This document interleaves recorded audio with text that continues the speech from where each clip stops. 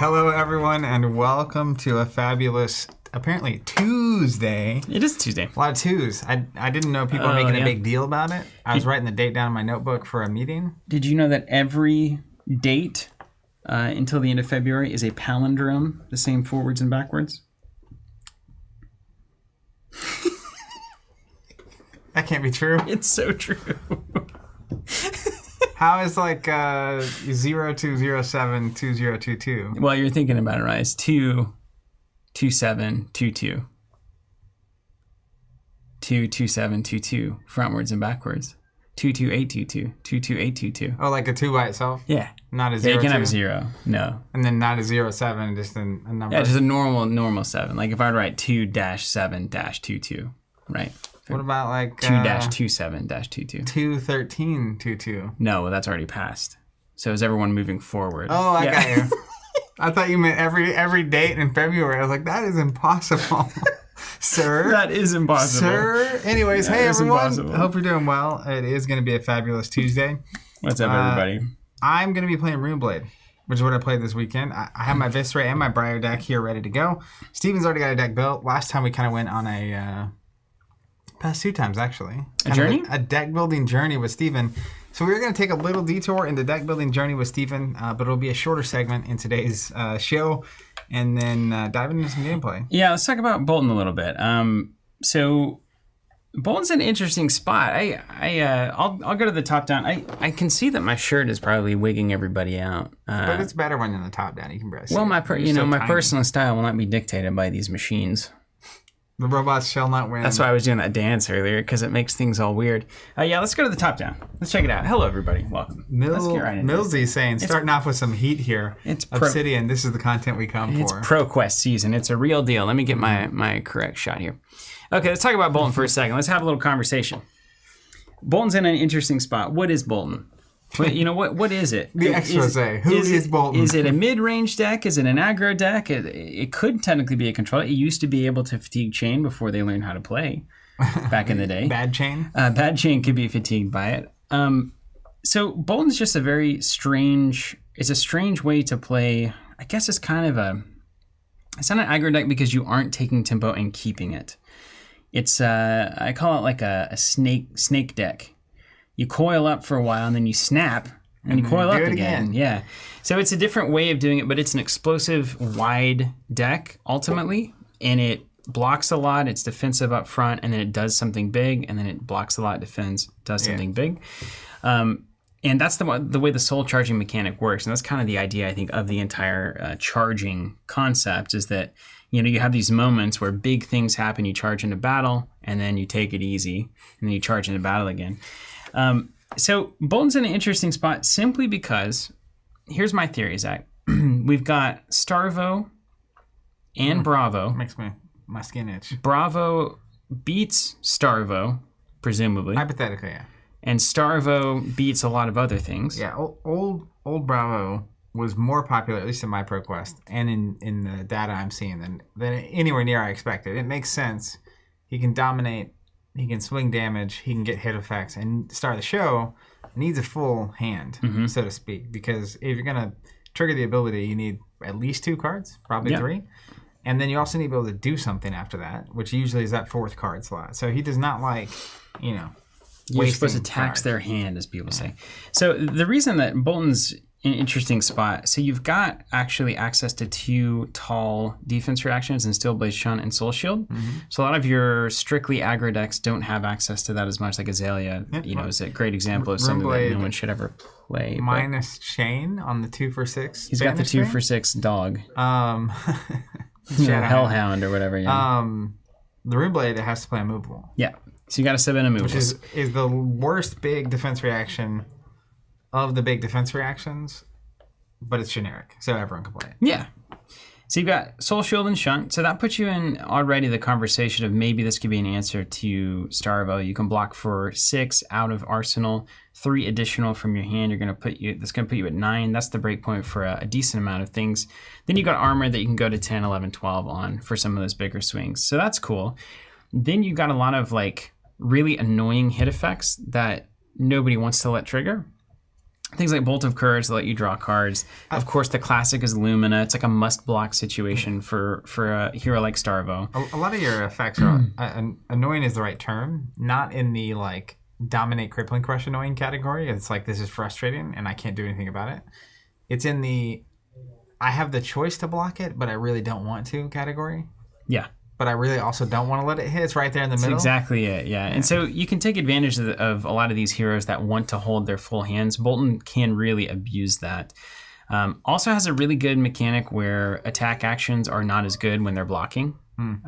So if you have a hero who has a lot of attacks, now Starvo has to run a decent number of attacks in order to dominate anything, and in order to have a lot of those Earth cards end up being attacks and stuff. So there's a pretty good synergy there, and a lot of those Earth cards are like 2 blocks too, aren't they?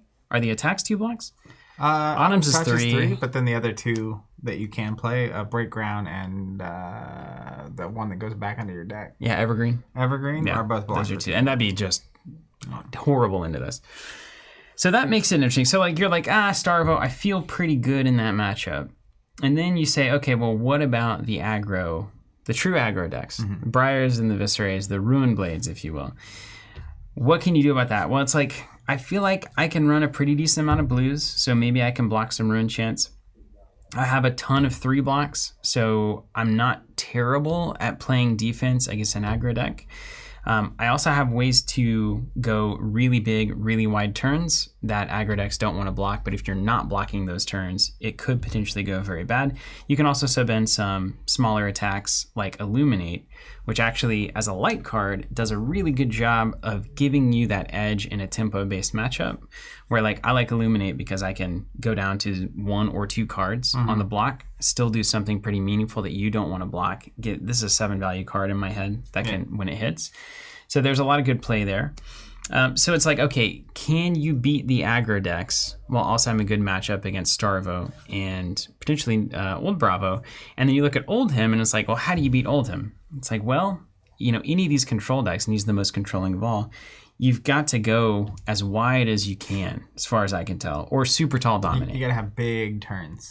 So can Bolton have big turns? Yes. Can you build up to those big turns over the course of a game because Oldhim isn't putting as much pressure on you? Technically, yes. So then you start looking at what that is. It's like, well, maybe I can make that work as well, throw in a Remembrance or 2, have a long game against Oldhim and can get that done. So then you're like, okay, well, what about Prism? Because you got to have all these checkpoints in a matter, right?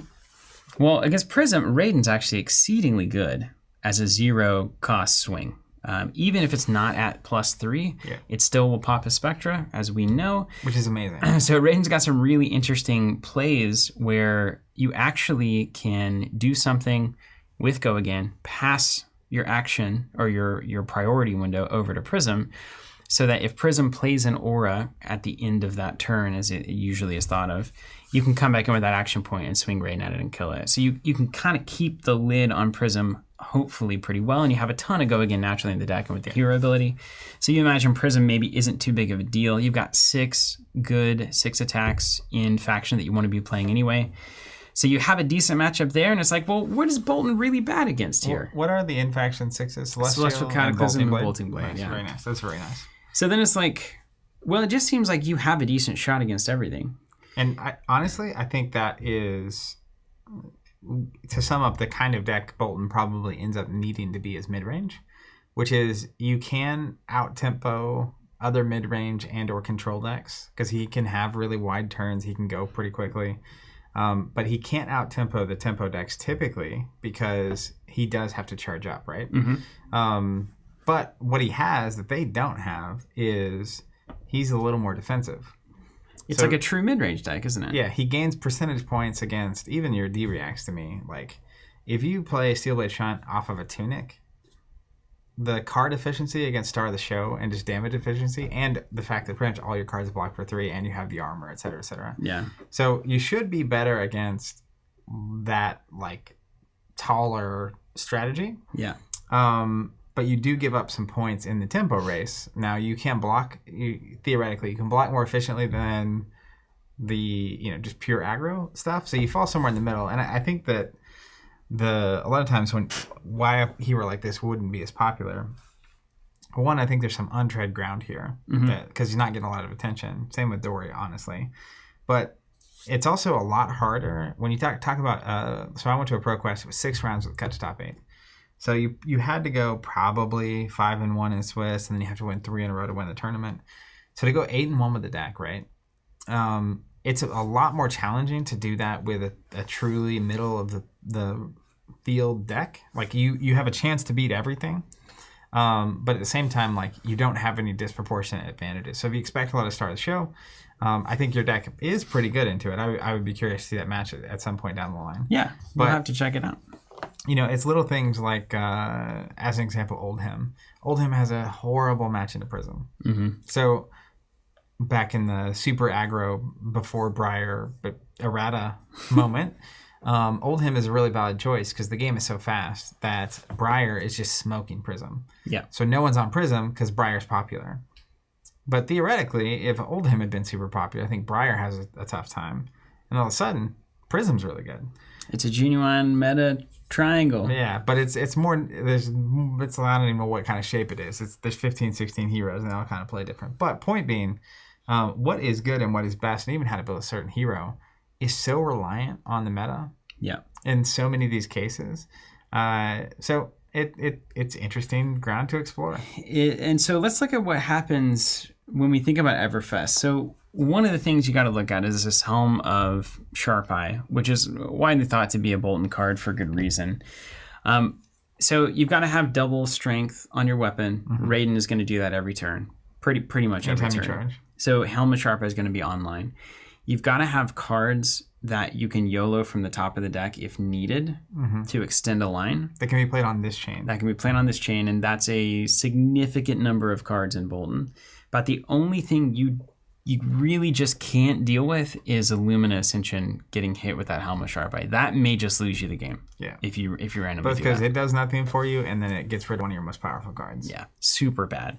But if you Helm of Sharp Eye into a Valiant Thrust, for instance, and all of a sudden you're paying 1 for a 9 damage attack, that doesn't even cost you the card draw. It's pretty good. That could also win you the game. Yeah. So that's a relevant consideration. I think also for me, Bolton needs to go a little bit higher into the blues because of all the frost that's happening anyway. So Helm of Sharp Eye provides another really good use of that extra resource that's floating. Mm-hmm. So you do have room to actually make that happen.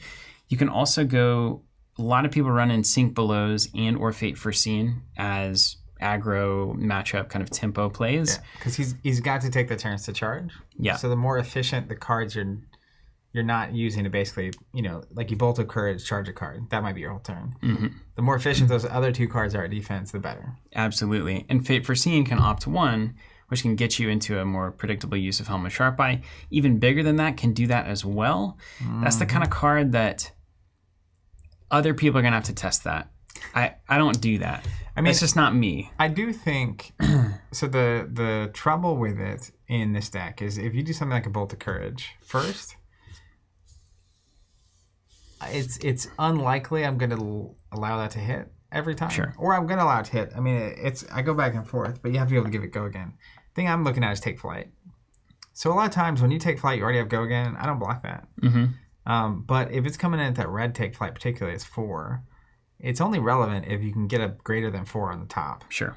And you've only got so many of those. And you probably run it at yellow, so it's an opt 2. So you go to the top 2. If one of them is 4 or higher, so your Cataclysm, Bolting Blades, Valiant Thrust can get there, the red Valiant Thrust.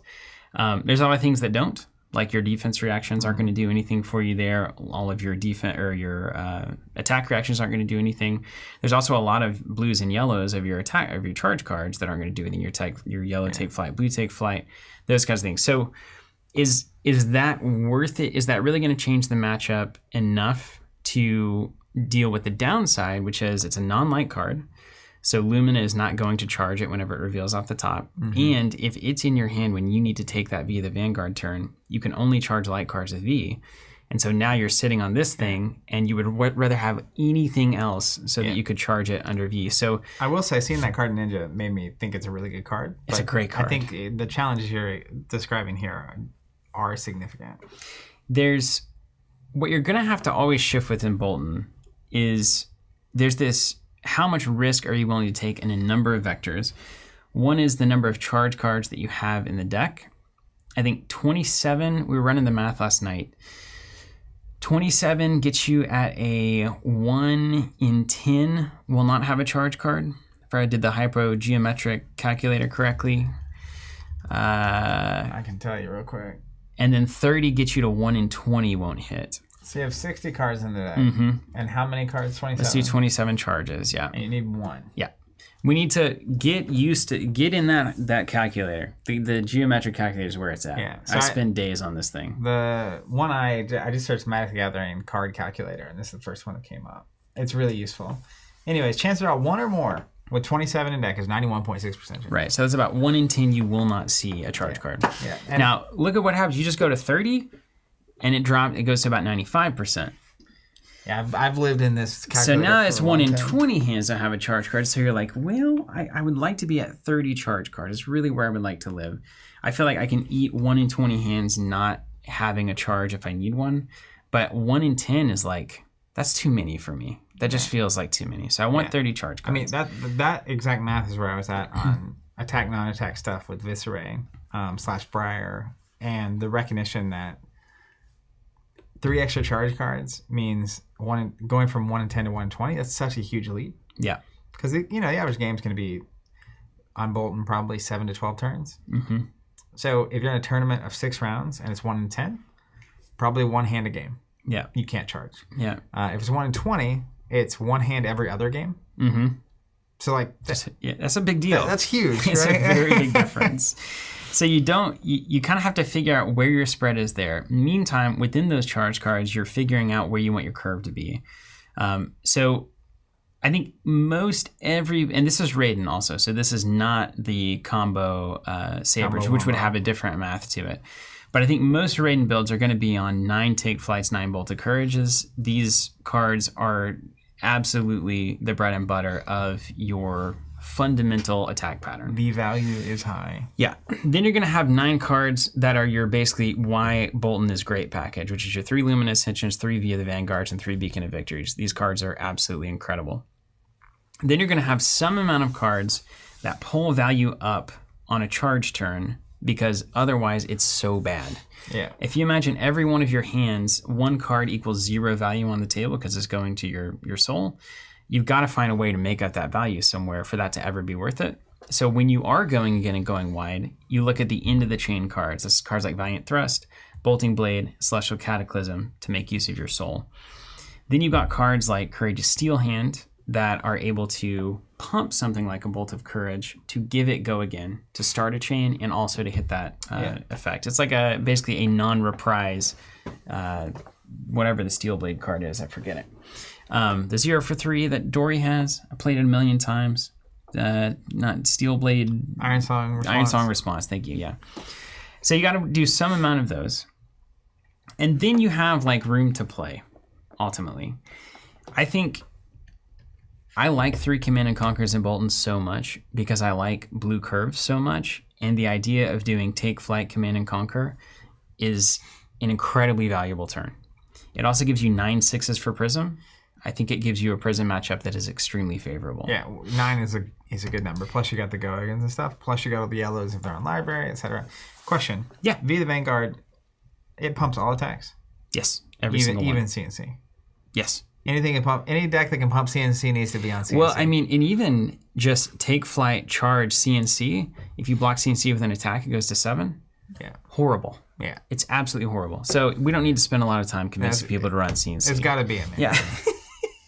But then you start pivoting on, okay, how many light cards am I willing to not run for pocket cards that might solve a problem for me? So, for instance, Will out there at the Cardboard Cast, we've been talking, he likes throwing some Razor Reflex in the Courageous Steel Hand line because it's a +3, so it's the same math on that. A lot of times you're pitching yellow anyway and you have 1 floating, and you don't have to spend a soul to get go again on the original attack, which is kind of like saving 3 in value by giving that go again. So that's a reasonable thing to start looking at. You could also run cards like Snatch, Ravenous Rabble. You could try to go even wider on these. You know, Snatch obviously is always in the conversation. I always like that the, you know, cheeky Ravenous Rabble use the Helm of the Sharp Eye after you see the card. Not terrible. Yeah. Right? It's not terrible. You're holding 2 Ravenous Rabble and you need to play the V turn off the Tunic, and it's going to feel awful. Yeah. So that's where we got to like start looking. That's where I would start looking. And I think in my grand math, I think I've really got 8 slots that can play. So like, I think you need the One Remembrance at least for the heavy control matchups. I think you just have to get the Vs and the Bolting Blades back in, the Cataclysms if you're on that. I have such a love-hate relationship with this card. Mainly hate. Yeah. The math on it drives me insane. Celestial Cataclysm. 3 soul for a 7.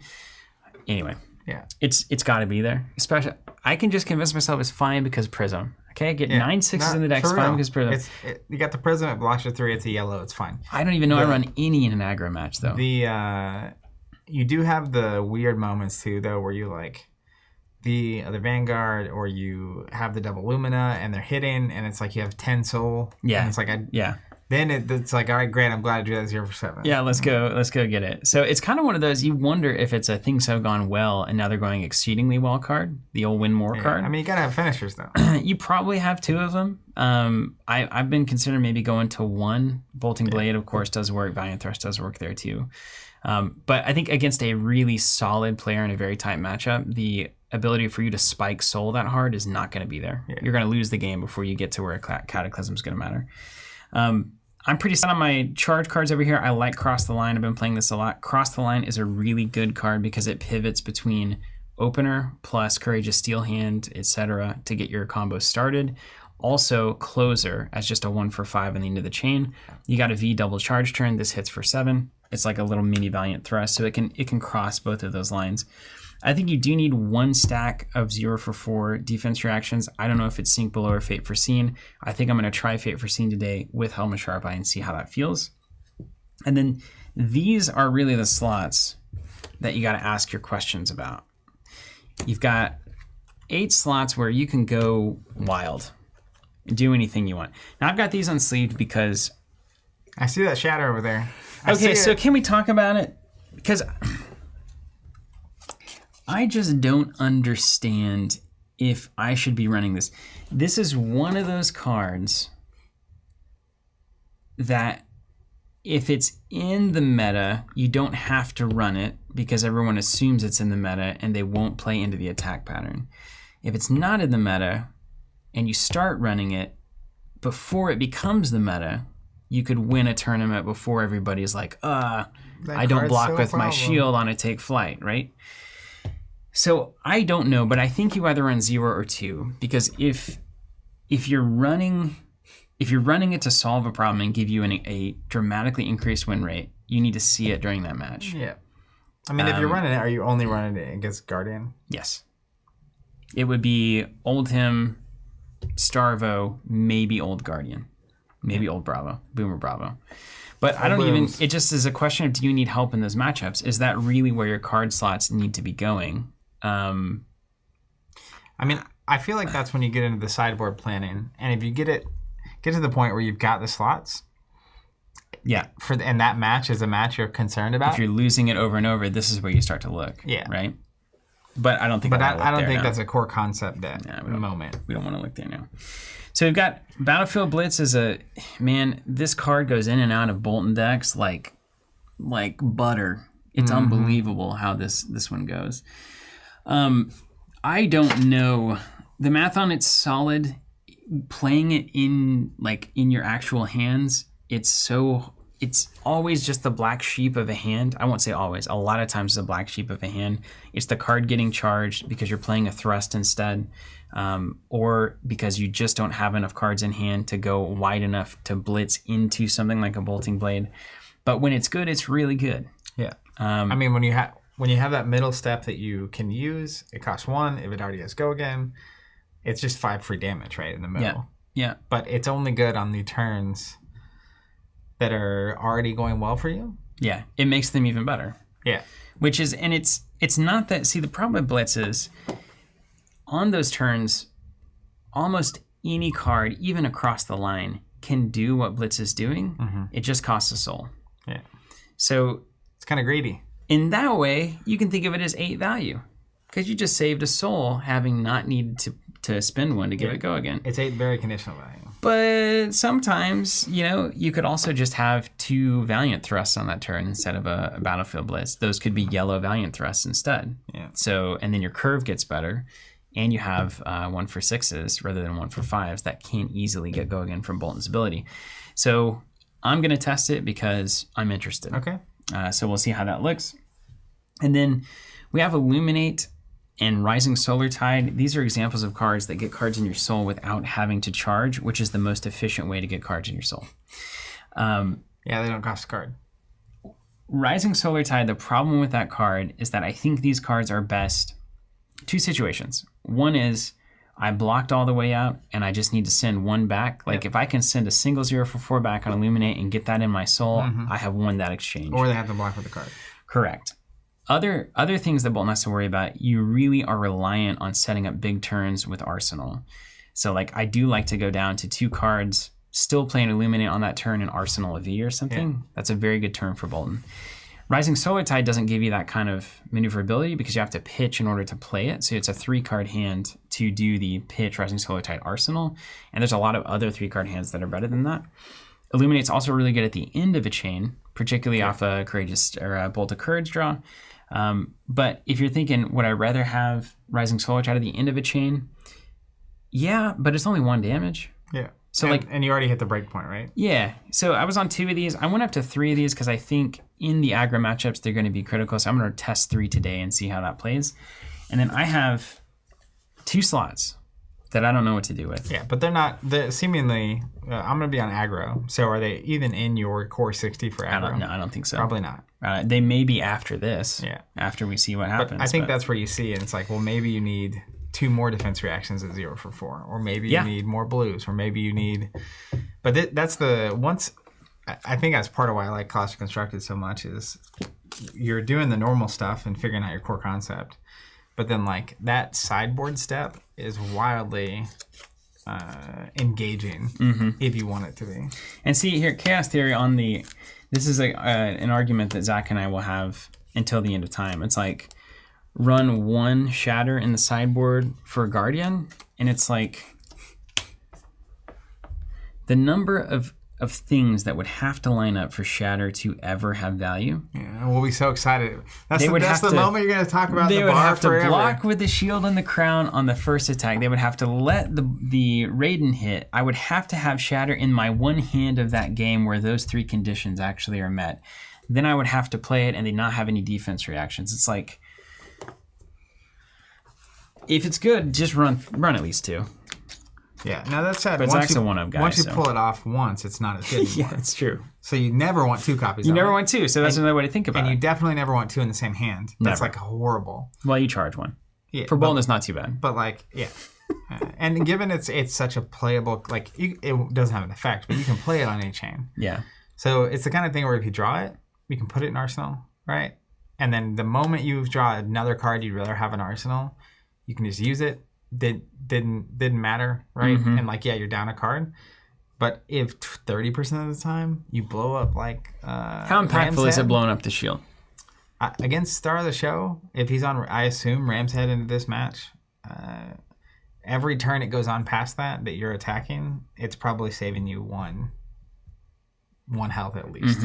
So you give up like 2 or 3 damage now. It's got to go at least 3 or 4 more turns. And it may be even better because then Crown's bad. I mean, Crown's not bad. You pay a card, prevent a damage, and then put an Arsenal card in hand that you can block with. But you're still ultimately spending a card for 1 block. Right. Out of your spread. So like if you want to do that over and over, that's probably okay. Yeah. What about the boots? What about Illusionist boots? Is that worth killing? I mean, if you can. Sure. Exactly. That's the whole thing. The boots is what lets them get past your Phantasm blow up, right? Yeah. So technically, yes. So that would be a big deal. Because they can't pay 1 to keep going anymore. Actually, that would be devastating. Yeah. That would be the then every time you block with one of those, it's just the end of turn. I'm going to put 2 in. I mean, you're not going to play them in this match, so it doesn't matter. No, it won't matter. But they'll be here. I'm going to put them in the nice sleeves. And look at how beautiful they look. And I do think that's... I can't, given the errata I issued last week, I I can't speak highly enough to actually just getting stuff to the table. Yeah. You can theorizing's fun.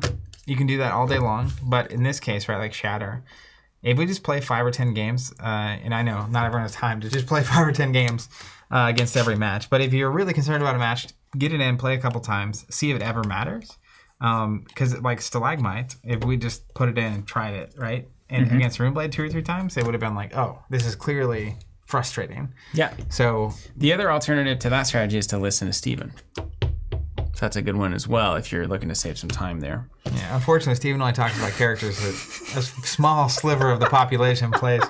The unplayable characters. Some comments I want to read before we dive in, which we will do in a second. Douglas Coleman asking if we would ever play MetaZoo on the stream. We're actually going to. I saw Brent saying that he didn't think we ever would. We were going to. I had product, but by the time I got it, it was worth way too much money for me to open and play on stream. Because I was only wanting to play it on stream as because it's no stone unturned. You know, I'm not just going to knock something without actually trying it. Tying into this concept here of just trying stuff. But in general, just from what I can tell and see, I don't expect it to be a great game, but I still am interested in trying it. So that definitely could happen at some point on a future stream. Where is the next one? Andrew is saying, just got my Arkham Investigator tokens and boards in. They look great. I'm going to have to order some for my kids. Just wanted to say thank you guys all for what you do. Thank you for purchasing something from us, Andrew. It's the only way we can do what we do. So shout out to you for doing that. Glad you love those. And then Griffin Lobster, the illustrious creature, also wanted to say thanks for the Arcanite Skullcap. Covenant boxes are good boxes. Awesome. Yeah, we go through open Just all the packs for and you. make sure we send the right ones to the Just for you.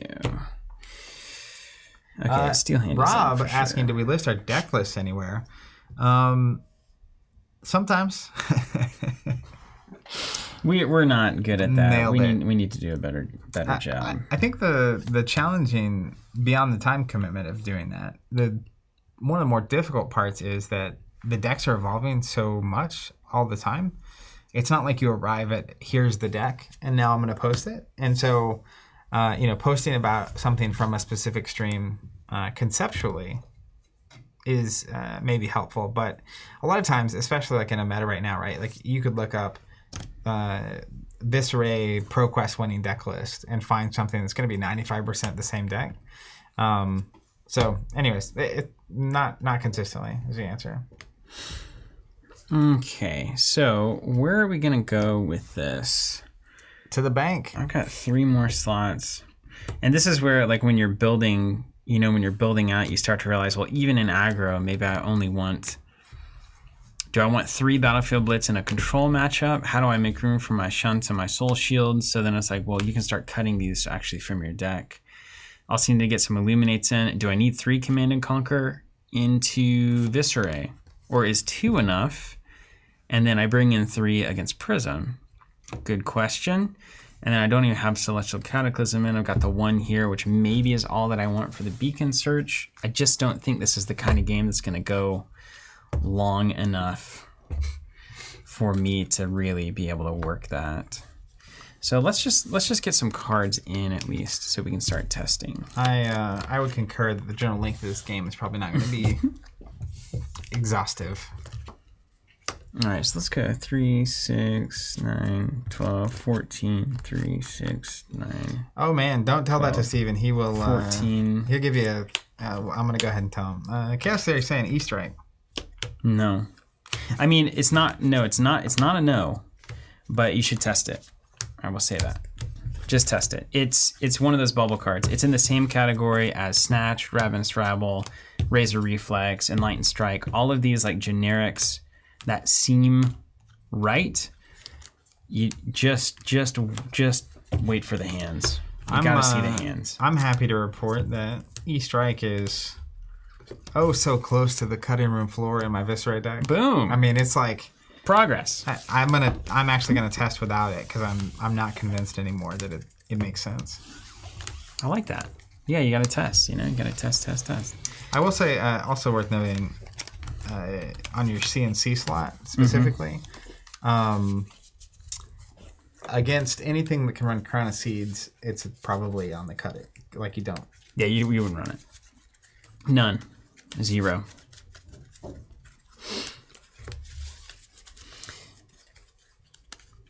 Dustin, I was doing, I'm doing blue thrust, so I'm on more blues than usual just because I was finding, at least in the Tails days, that between Lexi and Oldhim and now with Starvo, there's a lot of ways that the standard aggro wide lines are getting disrupted, be it from Frostbite, from Stalagmite, all the way to Blizzard for lose and go again.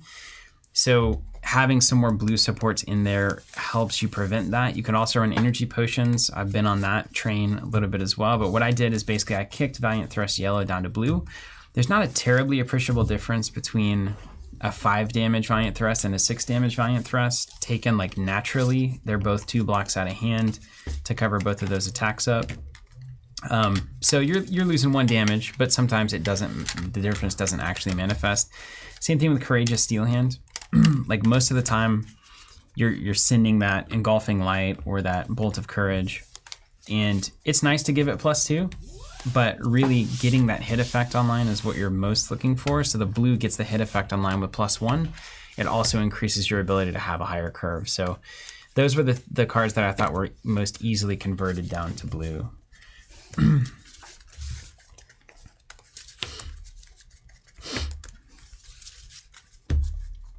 You got those tokens and dice boards for me? And good question here on Enlightened Strike. So Bolton is so incredibly card hungry. Like once you start playing it, it's like oppressive how much you can't do anything until you have like 5 cards. Yeah. So the idea of having a line wherein you have to get rid of one of those cards regardless of how much pitch you have, the fact that most of the time your V lines have to start with a pitch or with your tunic, and you really, once you start that V line with a tunic, you want every single other card in your hand to be adding value to that V. Enlightened Strike, ditching a card is not nearly as effective as having a second version of any number of attacks that are at +1 or +2. So it's just, it's something you got to play around with. I think some people would advocate for it. I just would not at this point. Okay. Give me a dice board. Yeah. You want one of our proprietary, made in-house, rather in Tulsa at least, from a friend of ours, a friend of the show.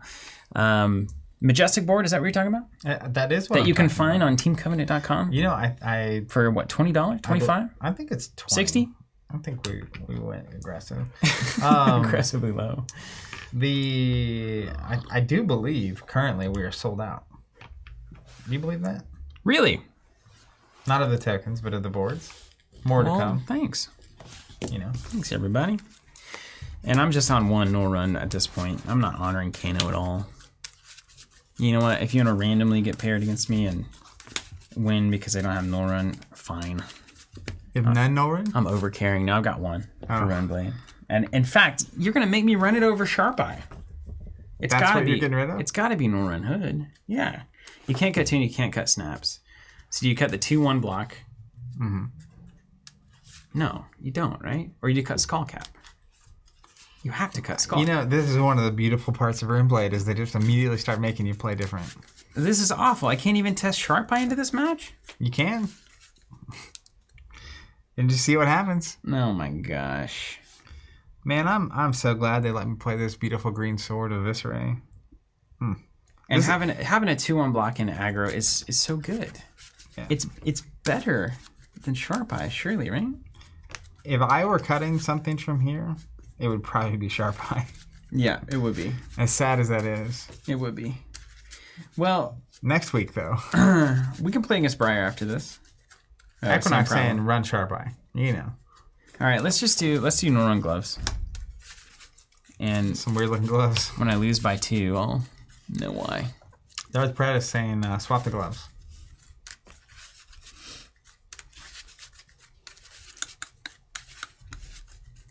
Also, thank you, Griffin. So good on the Luminity. I'll tell you what, I wish Braveforge said, if it's your second attack, give it +1, not if it's hit, if your first attack hit. I too wish that were true. Well, any non-warrior player doesn't wish that was true. Doria would be 1,000 times better immediately. Which, at this point, doesn't look too bad. No, she might need it. funny how that goes, isn't it? She was almost unbeatable early on. Yeah, back when we were Babies? totally bad. Back when we I'm a little terrified to ever go back and watch our early streams just to understand how. I don't know if I would be like, oh, look how much better we are, or I'd be like, across the board, not just gameplay. You'd probably say we look young. Yeah. It's weird to have this much of you on video. I was looking at our first Fab stream, February 10th, 2020. And everything looks Everything different. was very hopeful at that time. Yeah. I think that was the stream where I was like, have you heard this COVID thing? Yeah. There's some tokens. You want some tokens? PVT Void. Why not shatter against Runeblade? You could break their chest. Do you know what would have to happen in a sequence of Flesh and Blood for that to ever manifest? You know you only block with that once in the game. And then you immediately use it. And on that one time you block with it, I have to also have hit you with Raiden, not closed a chain, not have a Luminance going on. I'll also have Shatter in hand. It's impossible. It's got to be a 1% chance that would ever happen. Particularly the Blood Sheath. Yeah. Just when it's the Ram's head, a lot of times we'll use it on the first attack, you know? But not. Like, you have the 0 for 2 charge of a hits draw card. That's a perfect Crown of Seeds Ram's head. Yeah. Cover it right up. And then you're like, +3.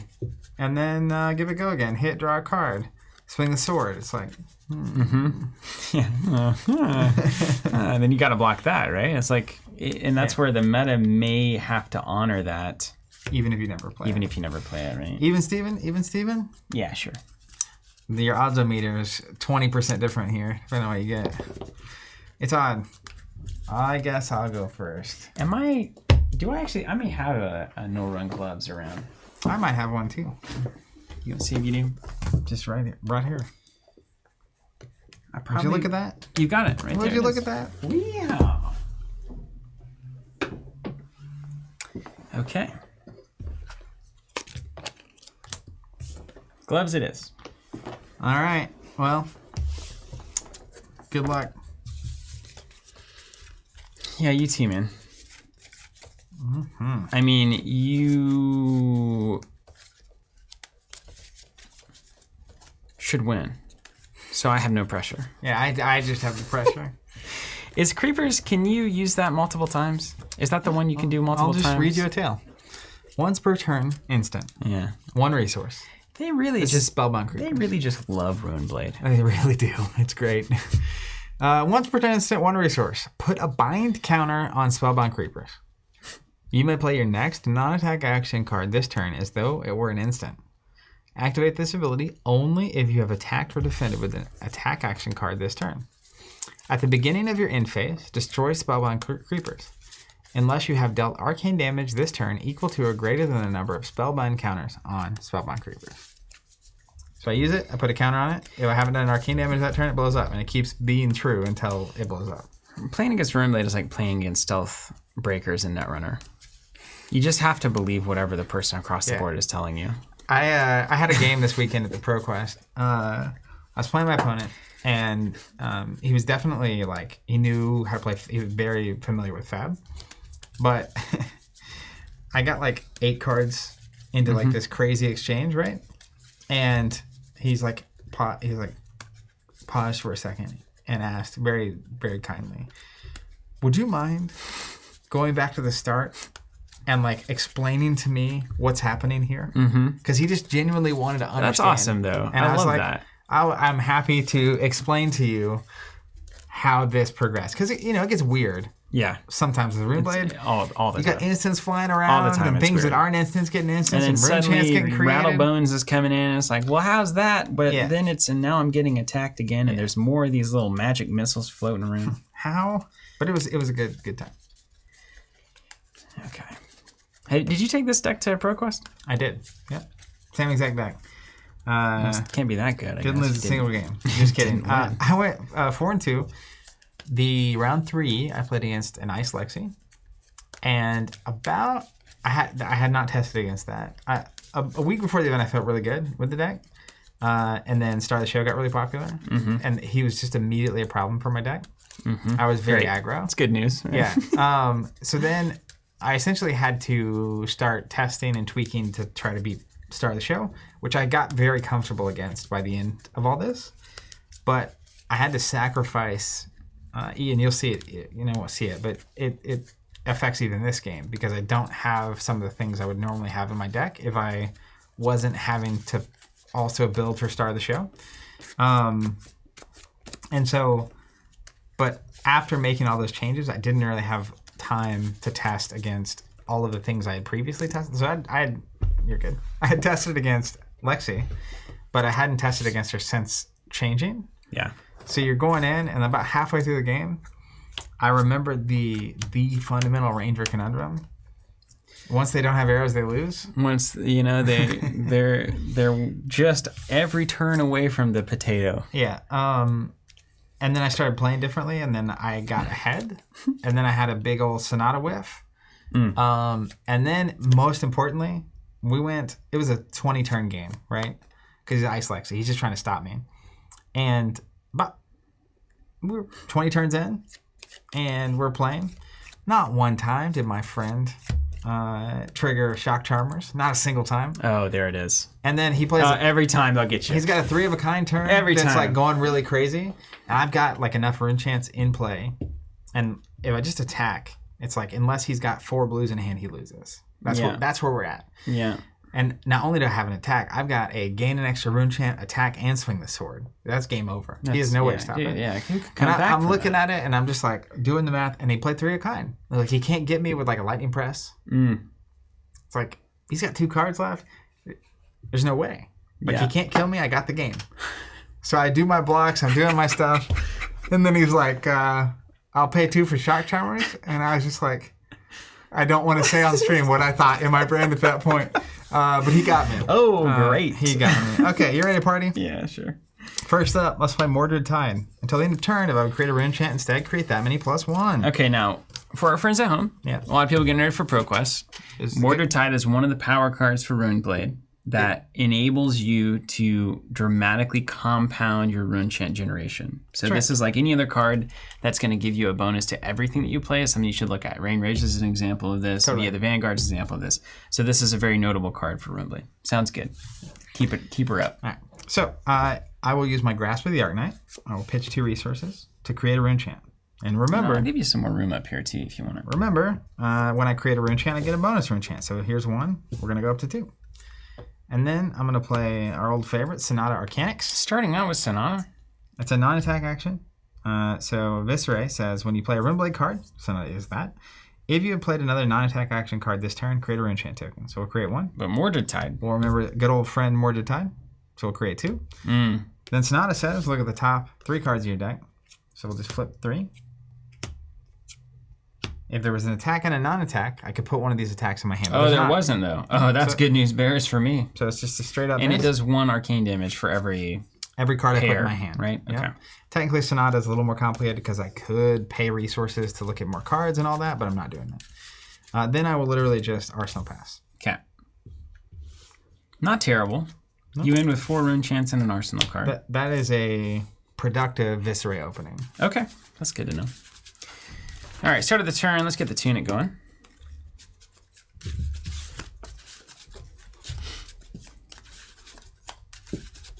I'm also, early turns, not necessarily looking for the opportunity to give you a mulligan. I'll see that. All right, so we got an interesting turn here. It really kind of depends on what's on the gets banished. Oh, right, good. Can't rattle that one. Sure. James says, I've moved away from Viscera because I hate the style of play I have to play against Star of the Show. I agree. I'm not a huge fan of the OTK life. Once you do it once, it's like, okay, cool. Got it. Yeah, I got it. Otherwise, it's just really not that fun. It's boring. You just sit there. Adama says he loves your hair. Oh, thanks, man. Got that haircut. Got the haircut on Thursday. I grew it out, so there'd be plenty to work with, and I needed plenty. Bolt of Courage, we're going to charge a blue Bolt of Courage. And we're going to come at you for 2. Have charge, so I will draw a card if it hits. Does not currently have go again.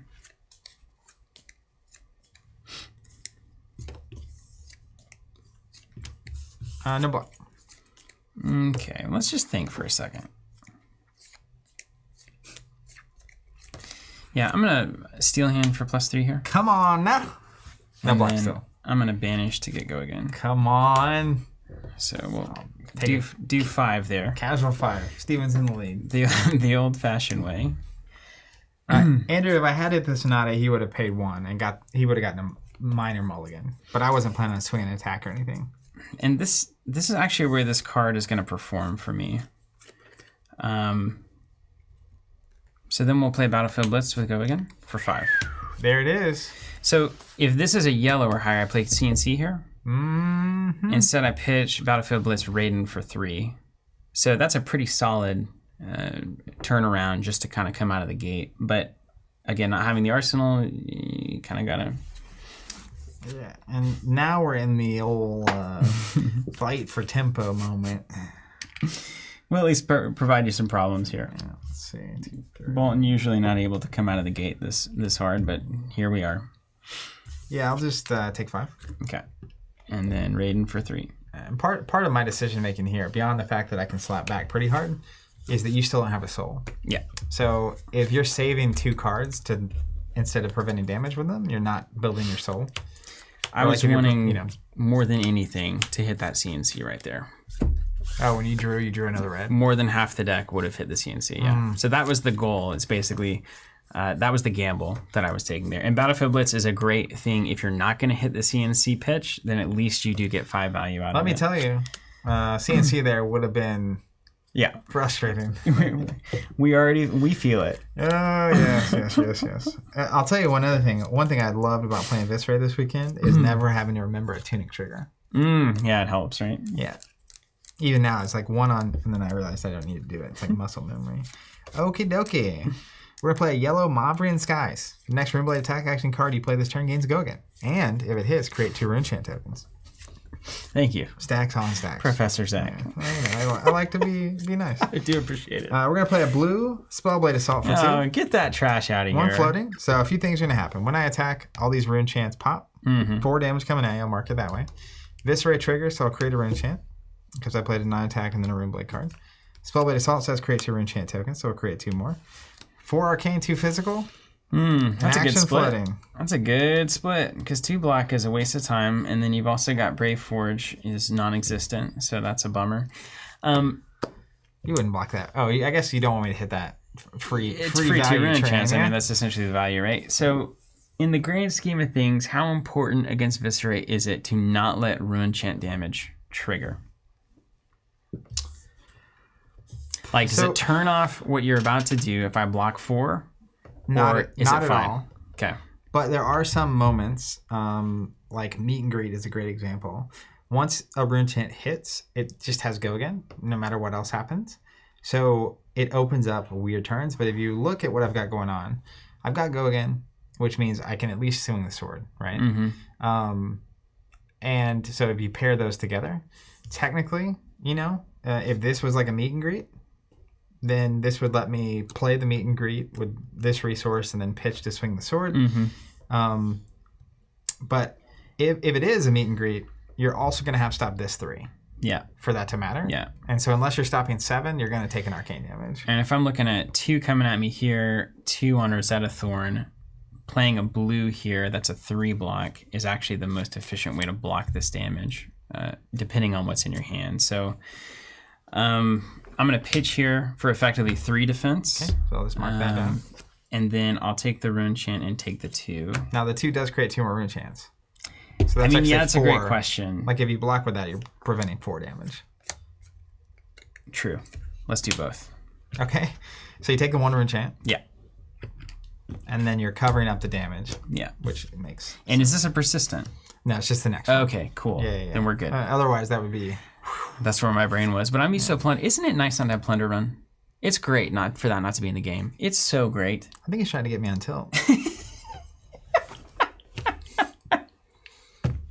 I'm fine without it, actually. But it's just way more interesting, right? You got to do real things. All right, I'm going to play Rebel and Runeblade. From Arsenal, if I played an attack action and a non-attack action, create 4 Rune Chants. So we're going to go up to 7. You make little magic dudes. Viscera triggers, so we're actually going to go to 8. And then it has the downside at the beginning of my end phase, I destroy all rune chants. So you're going to pass? No. I'm going to swing my sword. So we're going to swing at you for 8 arcane, 1 by 1, 2 arcane from the sword, and 2 physical from the sword. You got 1 card in hand there. Those 2 breakpoints are really quite annoying. Yeah, Runeblade's got the weird numbers. We're taking an 8 for sure. And then the 2, so we're going to take 10 here. I'll just go ahead and do that off the top, and then we'll think about that too. There's really no reason to... Obsidian. This is disgusting. Yeah. Let's see, if you turn that around, and then... The other notable arcane damage card, by the way, is Rattlebones. It can be played as an instant once that happens, but you're fine.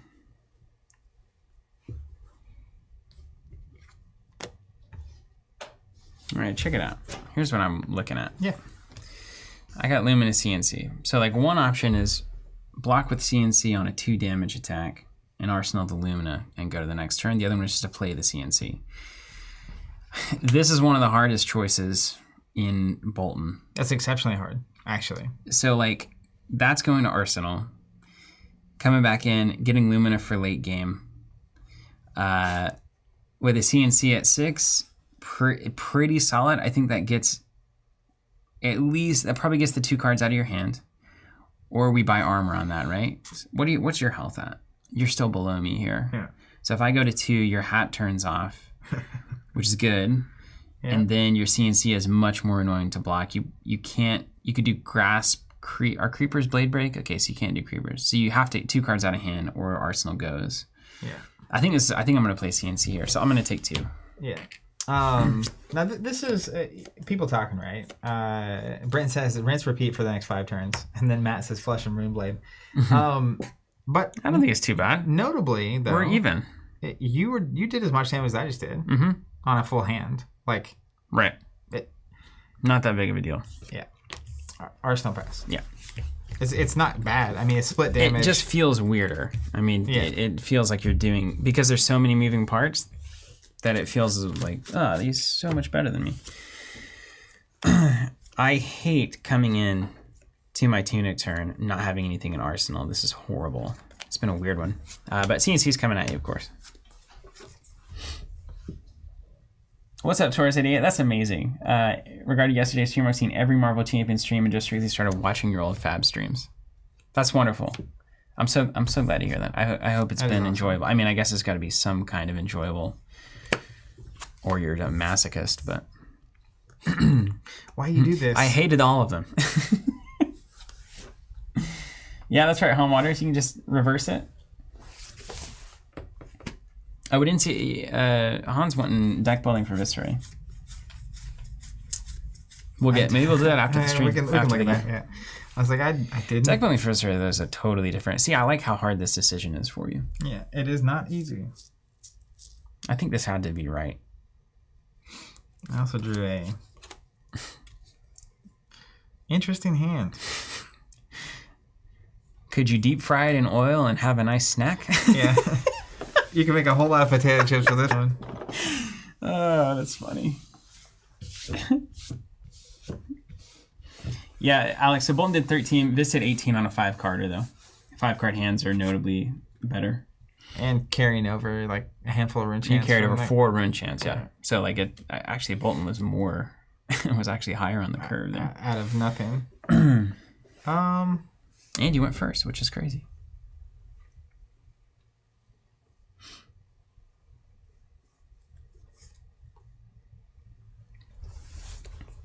I think this is the right play. Block for 6. You got it. Potatoes. Boil them, mash them, put them in a stew. Starting my turn, I'll use Grasp of the Arcanite to create a rune chant. Then I'll swing the sword. 1 arcane, 2 physical. All right, let's see what we get up to here.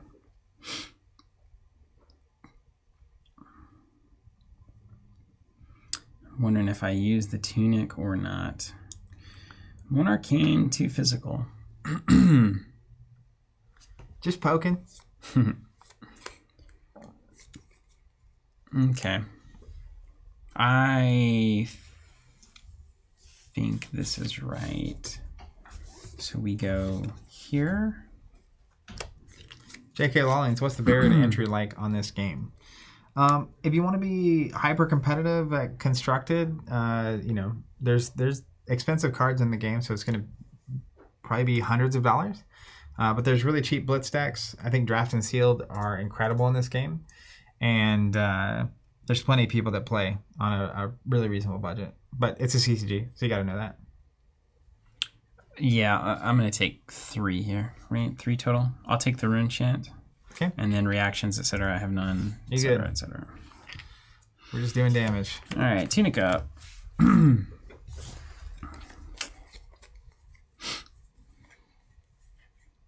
Yeah, there's no way.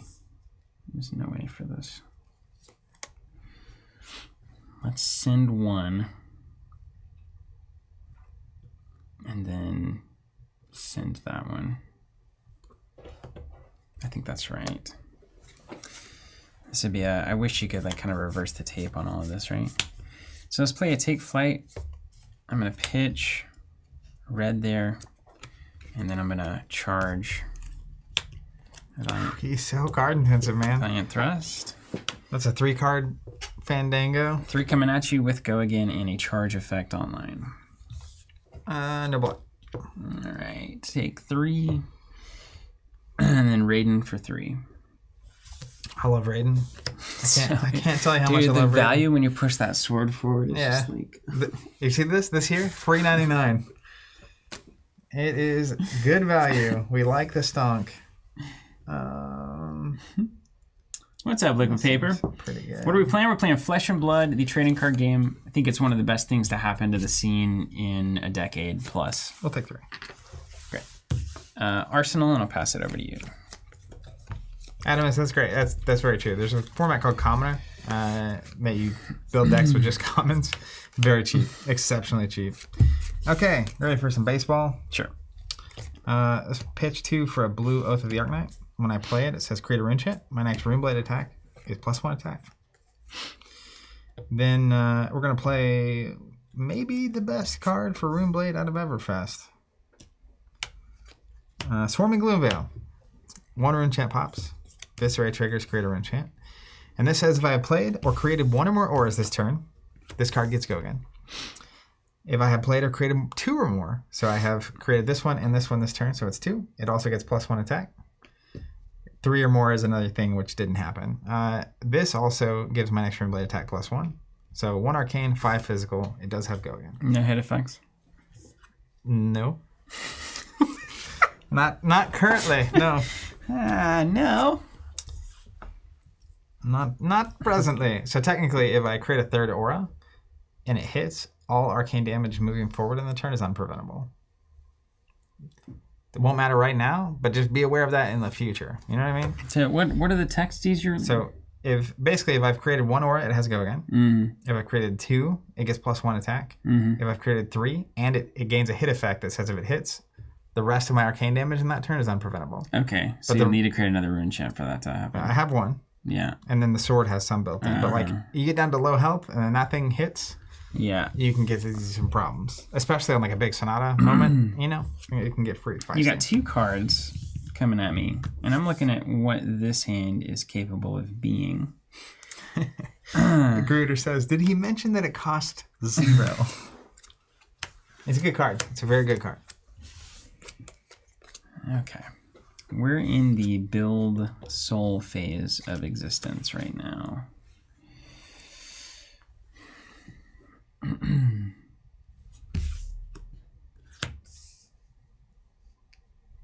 I'm not wasting that card. It's Sev saying, I asked last week but didn't, but is there any update on Unlimited? I just want to know if I should buy some boxes and singles or wait. We have heard nothing official so far. Given the state of first edition, I won't be shocked if there's not Unlimited. But we don't know. That's a Legend Story Studio question.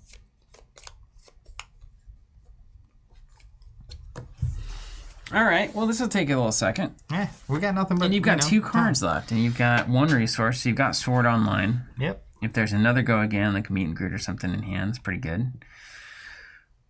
We know you weren't exactly on the top of the world last hand, so it was probably an all attack hand, right? Yeah, but You did play I played it out. So I blocked with 2, and then I pitched 1 to create a rune chant, pitched another to swing the sword. Mm-hmm. So this is a freshie. That hand was clear. So then if I swing back, what does that look like? Well, it looks like I don't have enough soul yet, really.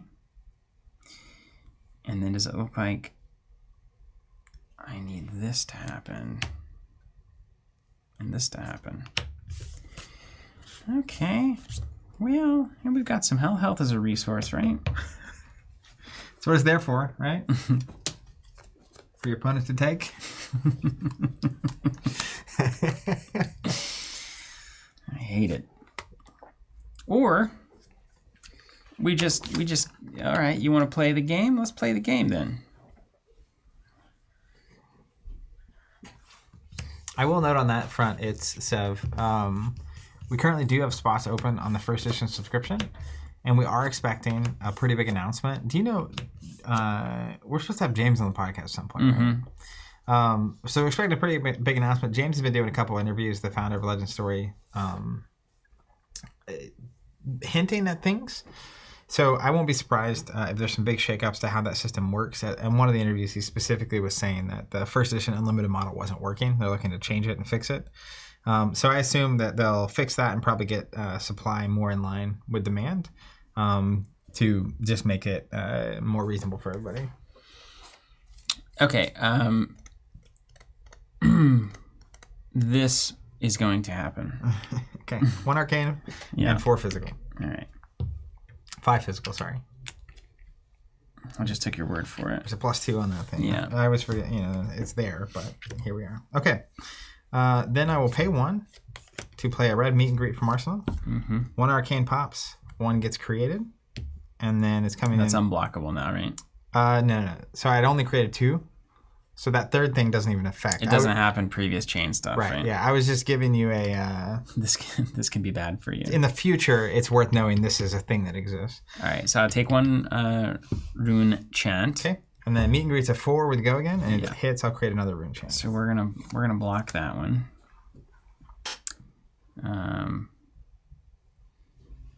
Yeah, Gruder, I'm excited to talk to James on the podcast too. We're gonna block here for 4. Okay. Then we will... Is that worth it? How many cards do we have? 3.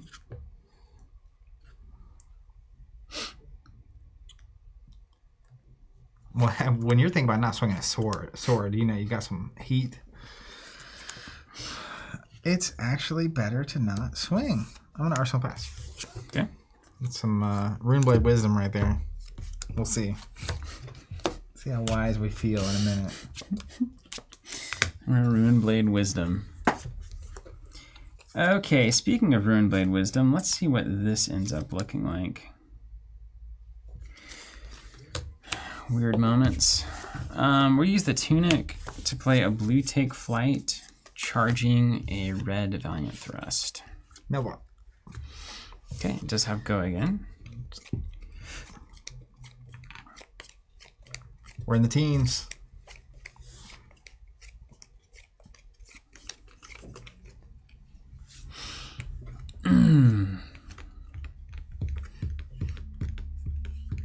Cardboard cast. Here it comes. Helm on a V. Nope. The question here is rating or not. You're at 19, 16, 14, 13. That puts you in a really tough spot. Technically. Really just depends on how much you want X, Y, or Z. We want the damage. You're at 17? Yeah. Gotta use my helmet next time it's an opportunity. Yeah. May not get it. Yeah.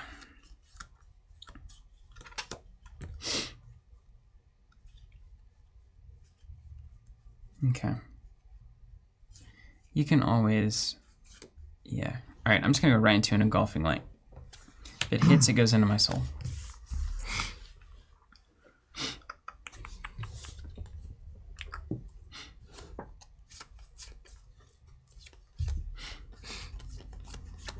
You know I gotta save that armor for the Lumina. I don't know. Yeah, I mean, you can do what you want. You know it's true. You do what you want. No block. All right. Nothing fancy. Now I could snaps this Raiden. Don't think that's right. Arsenal there. And now we wait and see. All right. Lucas saying I started playing because of you guys. Played my first event this last weekend. Went 4-2 at the Pro Quest. Well, that's amazing. How long have you been playing? That's awesome. And where was the Pro Quest at? Gorganian Tome. Classic. Draw a card.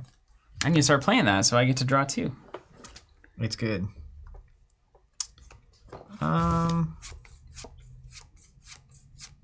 Interesting. This game moves fast, man. Yeah. Yeah, it's not messing around.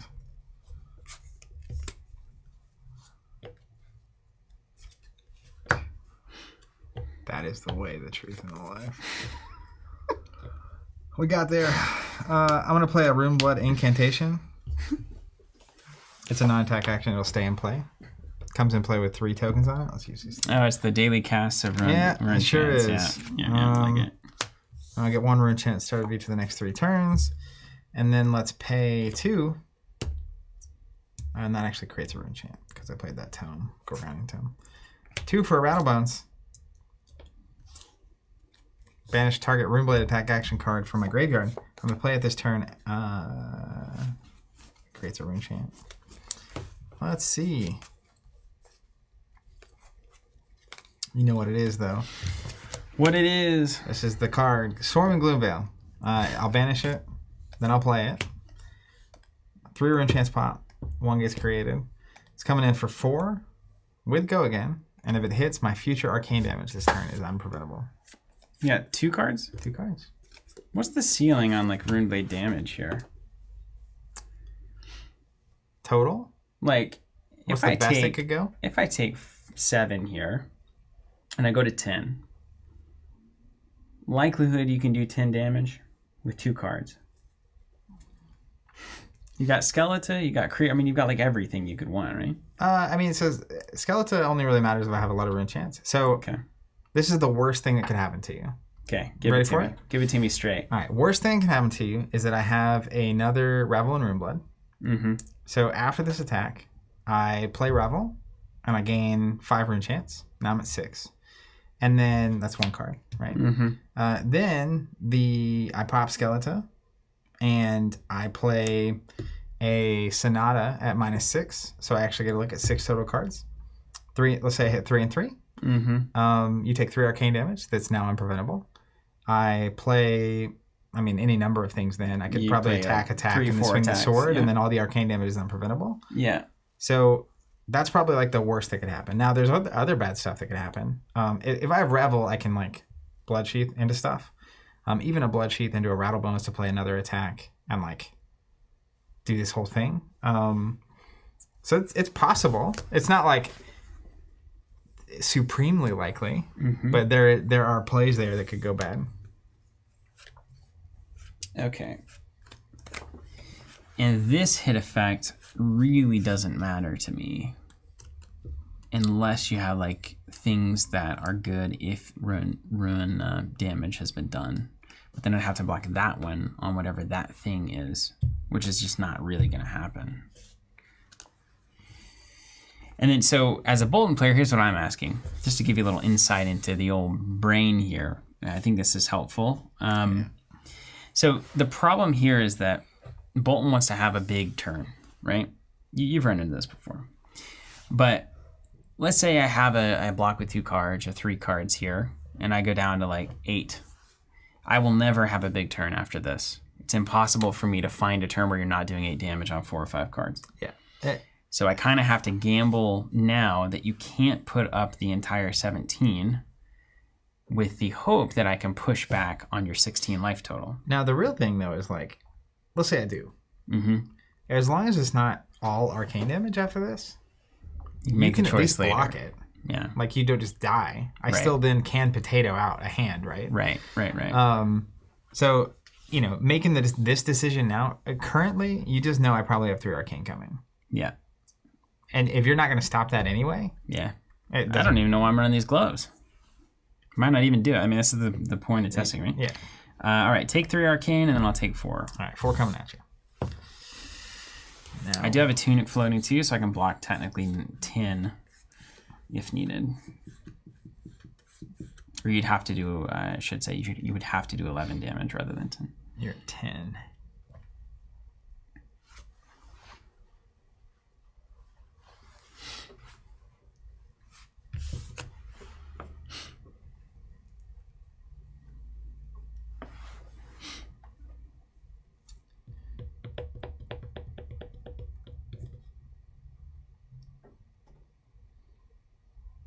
Interesting choices.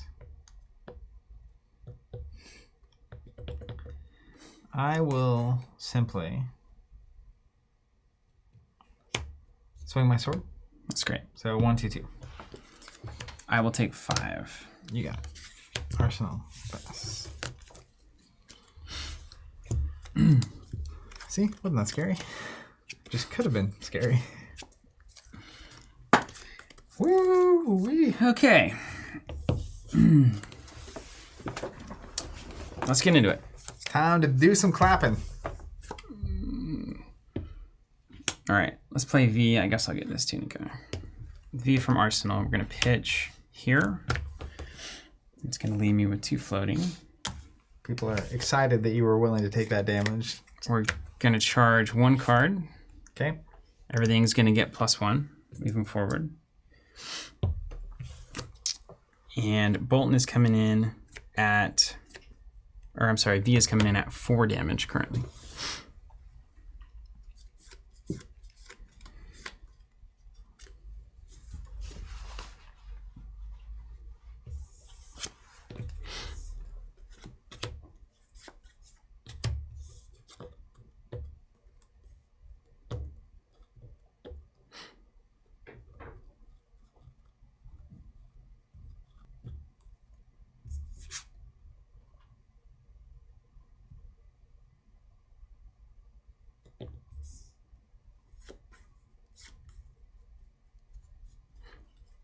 No block.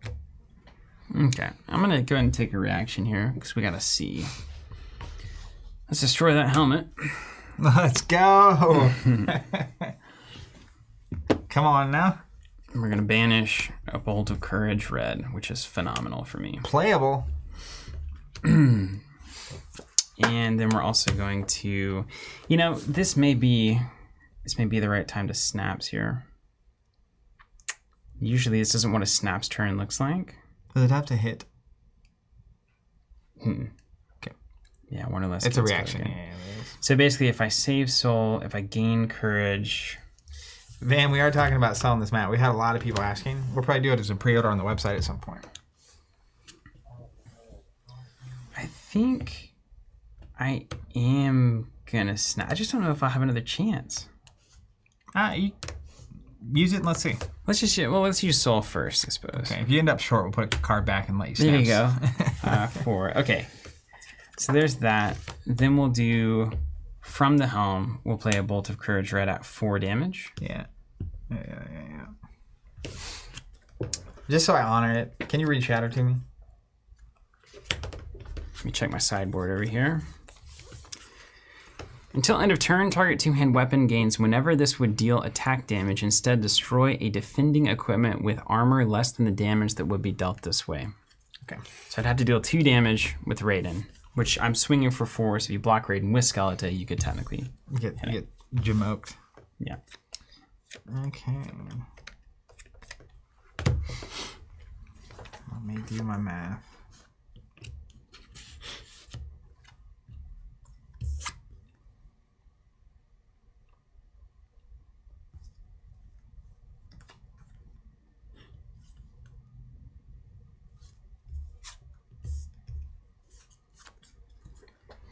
Cards in hand? I have 2 cards in hand.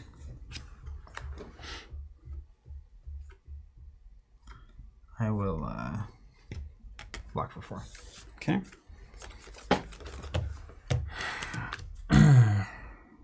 I'll react with Beacon of Victory. Get +1. Don't you know? And then I'll search for a 1 cost. Seems all right. So the question here on Lumina Ascension. So let's see. Lumina's going to buy me 3, 4. Yeah, we'll close the chain. Yeah, can't do Lumina here. Right. Yeah. Thank you. The V Lumina always messes me up. Do not. I'm doing the math. I have +1. I can swing twice, and it's like, wait a second. Yeah, I think thrust is the right. I think that's the best payoff here. If I'm low on health, actually Battlefield Blitz here could work. Battlefield Blitz. Boom, boom, boom. Blitz might actually be right here. I'm gonna get thrust though, because I'm a simple Bolton player. I like the damage. And then let's see. Yeah, so then we'll snappies on this guy. Yep. I guess you can do that any part in the chain. So you take 1, and then I draw a card. Yeah.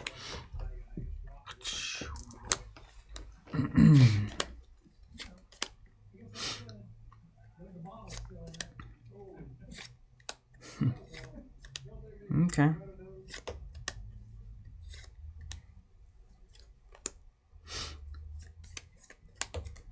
All right, then we'll do Illuminate for 5. If it hits, it goes into your soul. Mm-hmm.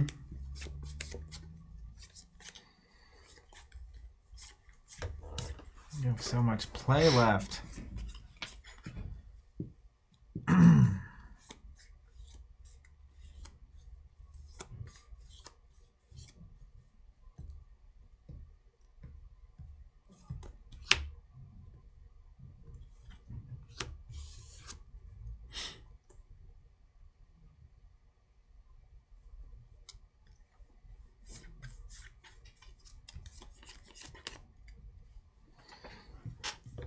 What'd you go get?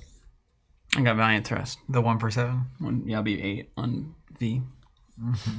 So that's what's coming next. And then ours. People say he didn't take the 4 damage on V, which I think is true if I'm looking at that. Let's see, you were at... I was at 17. I think you were at... Were you at 16? I thought you were at 16. Let's just believe him. Okay. All right. Yeah, so at 11. Now you're coming at 5. Yeah. It's getting friskier.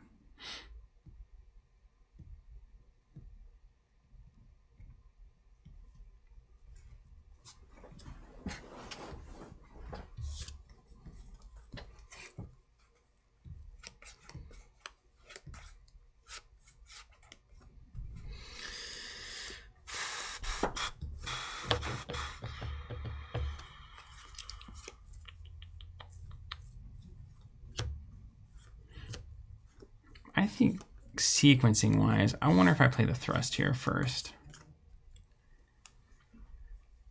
You probably play Illuminate as late in the chain as you can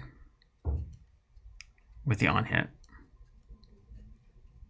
Did you think so? I don't disagree. Like, wouldn't you play? Let's do that. Let's just make that a V. How does that change your decision? Now it's coming in for 8. Yeah. 11. So a single +3 kills me. So it does change it a little. 8 minus 1, 7. I'll block with the creepers. Okay. And take 7, presumably. I'll give go again here. 5, 6. That's what I'm saying. It's not far off, man. Yeah, it's good. This damage is around. And then we'll do 4 with Raiden.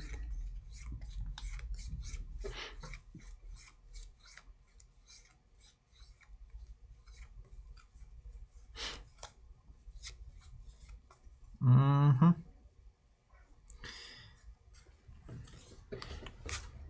All right, so if I do that.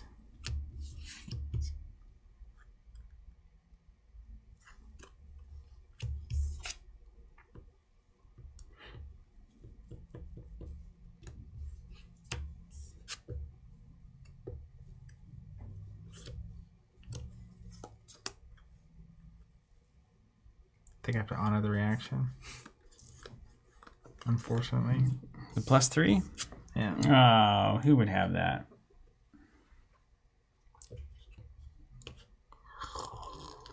I think it's fine. I'll block for 6. With 2 attacks. We will give it a go again. Then we will illuminate for 5. Yeah. And I'll block with Skullcap and Mordred. You got it.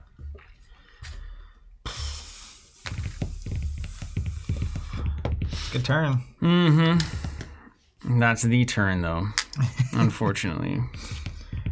And the gas is empty. Mm-hmm. And I've got a really tough decision because that's what you draw off of Bolt. And it's like the chance of this being in my arsenal until I die, 100%. nearly 1,000,000%. Yeah. So no arsenal card. I mean, the reality though is like, I'm about to start slapping. So, even, I don't know. I don't know that you're ever going to have the card to arsenal anyway. But at least in this case, if you have the like single charge thing, turns, you could get there. This could technically win if you can double block charge. I don't know that we'll have that luxury, but yeah, we'll give it a shot. And that's why I actually do not like this card. I think it may be out in the aggro entirely. I can It's see too it, risky. you know, like in like Oldham and stuff where you can go big, etc. Start my turn. We're gonna make a rune chain. Daily Kaz. Bonus buck. And then I will just E-strike for 7 and a rune chain. Pretty good. Oof. You got no cards in hand? Right? No cards, yeah? No cards in hand. There's 7-1.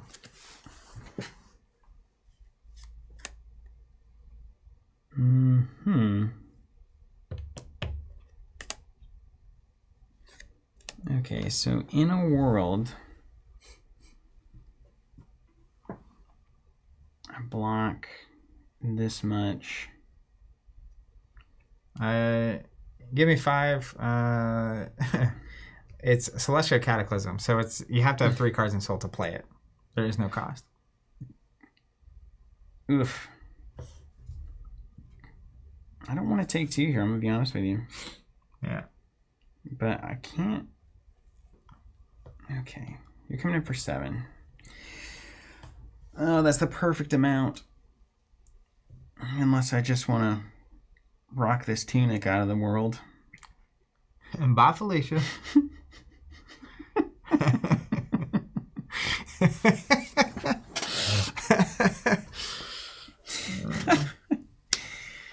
Okay, if we do that, let's just look at it. Let's just look I at got no it. cards in hand, so Let's just look at it. you can lay it down and tell me what you're thinking if you want. It don't matter to me. I can leave the room. Okay. If we do make it bad for me, then what do I come back with? You've got 4 cards. I would get 2 out of hand at best. So bad. All these 1s in hand. Come on, deck. It's horrible. It's horrible. You're 2 turns away from that tunic, though. I know, and I really have to play for it, too. Yeah, oh, I know. It's crazy. Oh, I know. Why do you think this is a 7 and not a 5 with a card draw so I can arsenal? Because I need you to not do anything to me. Okay, let's Raven's had a note. I don't think he has blocked Arcane all game, which is why I was saying earlier. Maybe worth reconsidering them. Shiny gloves. 3 extra health here would be... It'd be so much better. Yeah. 1,000 times better. Yeah, but then you get to the end of the next game and I'll just kill you with arcane damage you can't stop. That's fine. It's gonna happen anyway. It's just quicker. It's more sophisticated. Very modern of you. Oh, come on. These are not the cards you need. These are all 1-cost cards, Zach. Yeah. Ugh. Gross. Okay, let's do it then. Well, apparently you used 1 blue to block 3 arcane, so you would have had... It's a 3 health. It's the same math. But I would have had an extra card, too. Well, would the extra blue have been a difference maker on that turn? That card could have blocked who knows what, you know?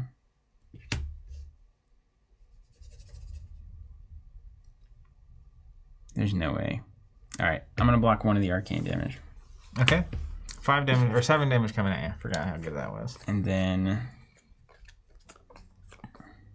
you got no cards in hand? Empty, as the day is long. All right, I'm gonna block 6, take 1. All right. Pass back to you.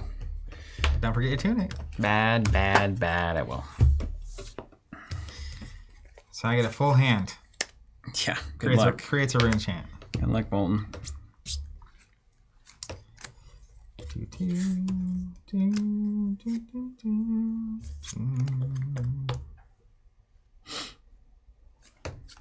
I could have taken 3 more damage and sent a CNC. Not good. I could have gone down to 1 health and sent Take Flight Raiden. Let me tell you how bad it would be if you had done that play. The down to a CNC. Woo! We would be cooking with gas right now. Okay, so I played that.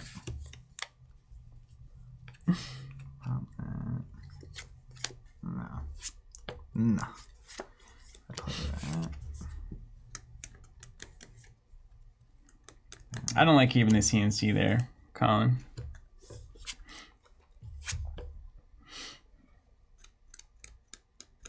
We've got to get to this turn. Zach's got to have a bad hand. We've got to flip the tunic up. All right, let's play a Yellow Marvin Skies. You know it, you love it. Let's play a Spellblade Assault. So 1 rune chant pops, 3 rune chants get created. And then you have a 4 damage attack coming at you. If it hits, it creates 2 rune chants. Right. And it does have go again. So watch yourself. Take a bath. And it does. You got go again on that. Yep. So we got Rosetta for a 2/2. And then the 3 rune chants with it. Hoo! Hot diggity dang! And it creates, nature boy in there. Woo! creates 2 if it hits, is what you're saying. 2 extra, yeah. Yeah, nice. Huh. We do like the stock. That's pretty crazy. Yeah. All the value. Pretty wild amount of arcane you're throwing around there. Just a bunch of little magical Kadachis coming at you. This is the game is well lost. So sure, let's Humor me. let's block 1 of those rune chants. All right, cover it up. And then 4, and you gotta block this. If you don't block this, Probably lose. you lose in a big way. And you actually are not gonna get the tunic, which is Devastating. devastating. It's disastrous. Yeah, in fact. it's really painful. Then we will swing the sword for 3 arcane, 2 arcane, and 2 physical. Right.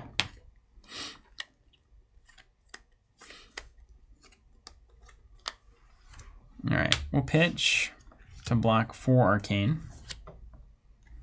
and then we'll block the 2 physical. So we'll take 1 arcane. Yeah, you got it. Take it. And I will arsenal pass to you. Swing with Raiden. It's like, what could go wrong with a 5-card hand? I don't know. I've seen it go wrong, right? I will not block that. I won't block. Okay. Create a rune chant at the start of my turn. That technically stays until the beginning of my next turn. All right. Let's think of the ways that this Better find a way. Better find a way. Really bad for you. 0, 2.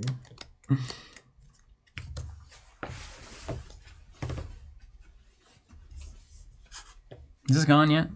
It technically doesn't leave play till the start of my next turn. Just Runeblade stuff.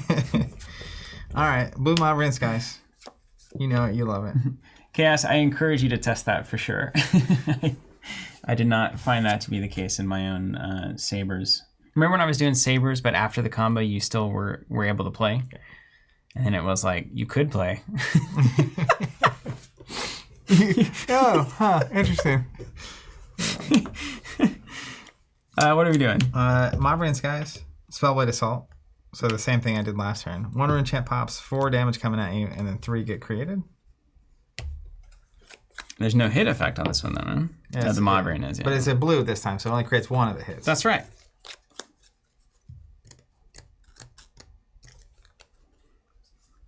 Watch this. Picture this. Block one of the rune chants there. Good. And then let's block the 3, take 1 on the Spellblade Assault there.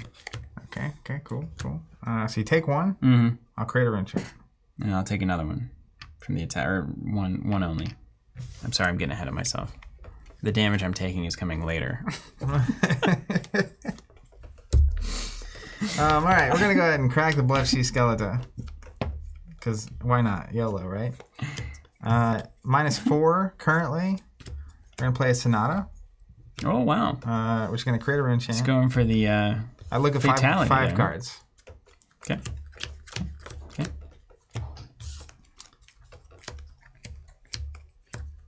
3 non-attacks, 2 attacks. Mm-hmm. So 2 arcane damage from Sonata coming at you directly. 2 in a single instance. 2 arcane damage from Sonata. Mm-hmm. I'm gonna block it. Look at that. It's 2 at one time.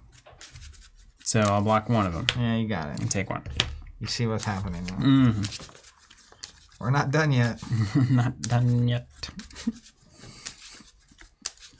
See, like, you can block the rune chance, but you just don't feel like it matters. You just don't want to. Yeah. Let's see. What's the most devastating thing? I know what I can do. Let's play Become the Arknight. Create a rune chant. We're going to get rid of an attack to search my deck for a non-attack. I can't currently block 6 rune chants. I know. But we're not done yet. I'm going to Brave Forge. We're doing it again. Hold on. This is a devastating gotta finish sequence of events. Yeah, go ahead and just play that out, would you? I'll go ahead and go catch the bus. Yeah, feel free. I'm taking Cataclysm out, man. It's gone. Let's go. Rattlebones is the card I'm gonna go get. You're out. We're bringing in I'll pay to play Rattlebones. Create a rune chant. It's like sitting in class by himself at the end of the day. Go play a Gloom Veil. Swing a sword. I could have done so many things there. It's crazy. You didn't even know. Anyways, you get it. Yeah, I get it. Very nice. Very, very proud. Yeah, I know Obsidian that swinging. So once I got you to 1, swinging the sword is also an unstoppable inevitability. But why play Runeblade if you're not gonna flex? Let's go.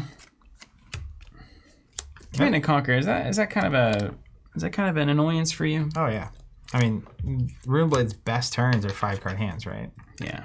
So it puts a stop to that. It sure does. But you can see that game's not out of reach. No, not at all. All right, let's go to Brave Forge. See what happens. 0 Luminous? I mean, come on. Come on. Come on. That one turn I had to pitch that Lumina for the CNC. It's like, we don't like it, but we think it's right. It was good. I had it actually. If you actually run through what happened in the last sequence, so drawing the Celestial Cataclysm is the worst 1 card that could be drawn there, and then drawing into a hand of no 0-cost charges is the worst secondary hand you could draw after that happens when you have no soul. Bad sequence. So I think that's an acceptable. I will say Helm of Sharpeye right there.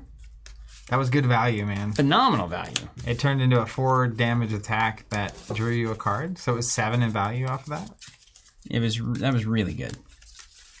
It was really good. Yeah. I mean, the upside has to be really good. I would say it was super good. All right, let's let you go first this time. I do think that's a significant advantage. Okay, Me having 4 rune chance and an arsenal card is really good. It is. Bolton's pretty good going first. Yeah, he wants to load that soul. Load that soul, load that arsenal. Now, sometimes you get that opening hand, you don't have a charge card, and you're like, I need to put 38 in the deck. Maybe 80. 60. I'm going to put them all. I'm going to have all charge cards in there. One thing that was interesting, I didn't see it become the Arknight until the end there. Mm-hmm. That was something special. But you did become the Arknight at the end. I did. It was definitely obvious. Yeah, there's a kind of a Ned scene there in Game of Thrones. Okay. Caster wants to know how many cataclysms you're on. In aggro version is 0. Yeah, you were on 1 right then, though, right? I was on 1 that game, yeah. And you hit it at the wrong time. I run 3 in Prism, probably 2 in Control, maybe, like in an Oldhim. I mean, in Oldham, you're going to have so much time to charge your soul. That's kind of the thing, right? And then you need the big, wide turns. Just bring the semi in, you know? Bring the bus. Whole team. Hop in.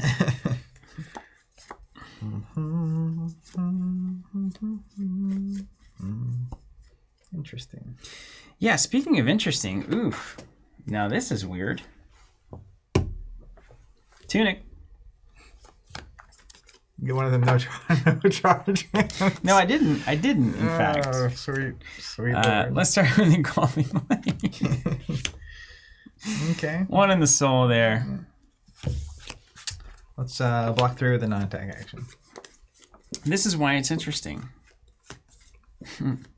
Pump it up, baby.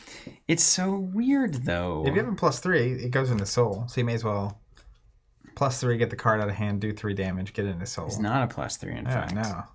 So it's a +1. It is the Beacon of Victory. So I can ditch this soul to get this in soul, get 1 damage, and get a card in my hand. Is there a Is there a downside? downside?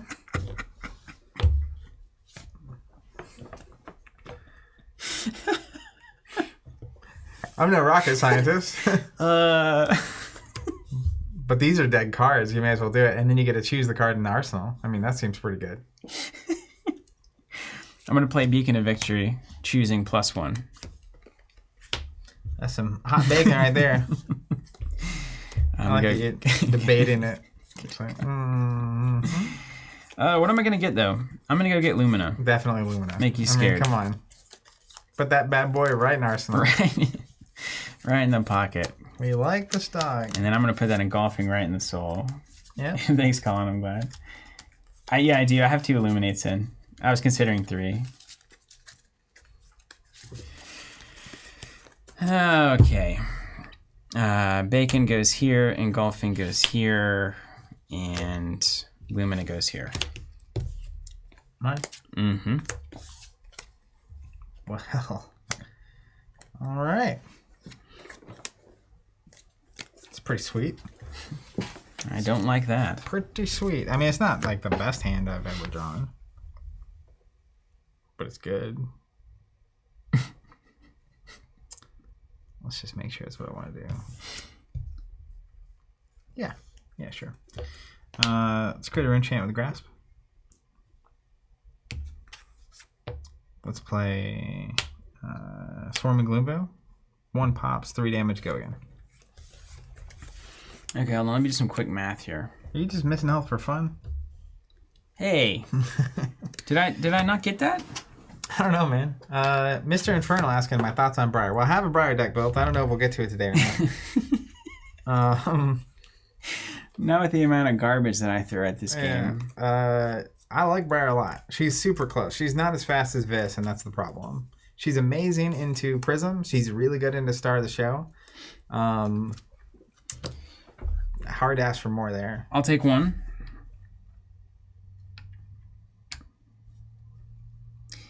And this is coming in at 3.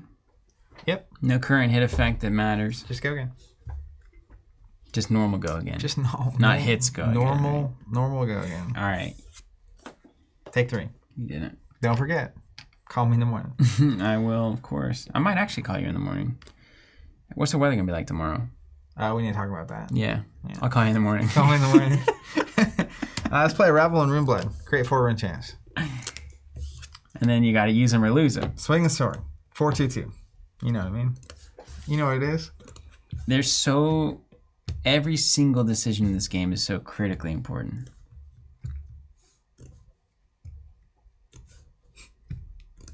What makes you say that? You ever feel like you're making the wrong ones? Mr. Infernal, you're on the Earth list or something a bit spicy. So usually I'm on Earth. I also have a, don't tell anybody, but I have a Blossoming Spellblade focused Briar list. It's actually weirdly good. Don't tell anybody. It's weirdly good. Nobody say anything. I'll not block these. Take 4. Because I don't have Arcane Barrier. Yeah, okay. So take 6 first. Yeah, so let's take 6. Up, and then there's 2 physical coming in. Yeah, that's whatever. It does get a lot easier when you can't block it. I feel like it's easier for both of us. Yeah, it's just that automatic damage. It's better for the stream. Over to you. Watch out. Here comes a blue bolt of courage. Charging a red take flight, and I will activate my tunic to tick up one.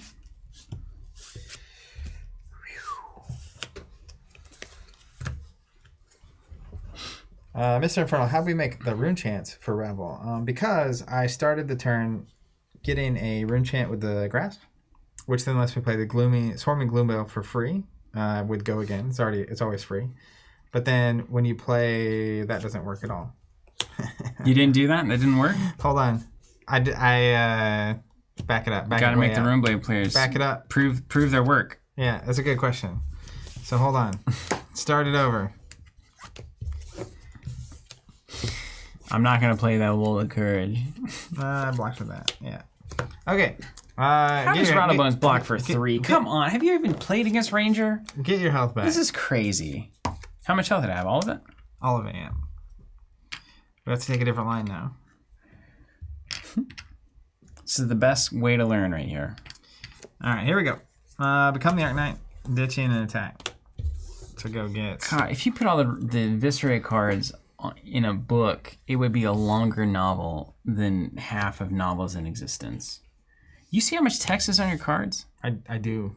I feel like I have to read it, and if you did this, then this. It's like running some sort of arcane magic program. Some sort of arcane logic.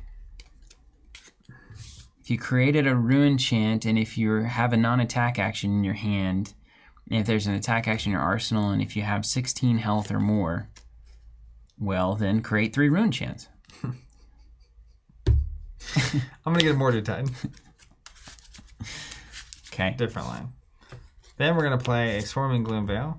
It's going to create a rune chant. It's coming 8 for 3 with Go Again. So this is a non-attack, and this is an attack? Yep. I'll take 3. Okay.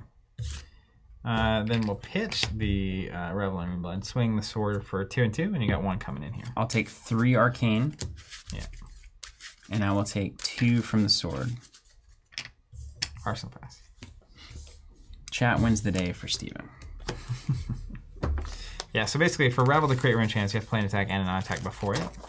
And in my head, I had already played a non-attack, even though I hadn't.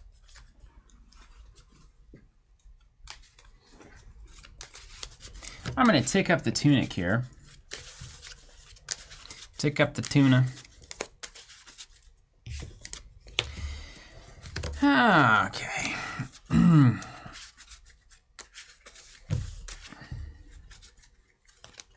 Arkura is saying it's thematic. Reading Runeblade cards is reading the runes. Bolt of Courage blue. Charging a red take flight. I like to charge my best cards and play my worst cards. Like you do. Yeah, that's how you play Bolton really well. If you block with an attack, it will get +1. Allowing me to give it Go Again. Also, there's nothing like Runeblade players love Runeblade more than any other class loves their class. It's like you guys all need to go rent out a little hotel conference room and talk about the difference between Revel and Runeblood and Runeblade Barrier and Arcane Runeblood and Runeblood from the top ropes and Runeblood over here in this corner, and I can make 3 chants here or 2 chants this way and do 1 attack. I mean, you guys love talking about that stuff. We actually have a secret society. It's the Secret Runeblood Society. We scheduled an event. Rune Bros. Rune Gentlefolk. All right. Yeah, even bigger than that. You give up so much, though. It's like so random.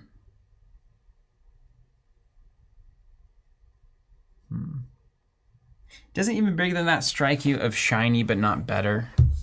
Isn't that how that works? Having not ever tried it.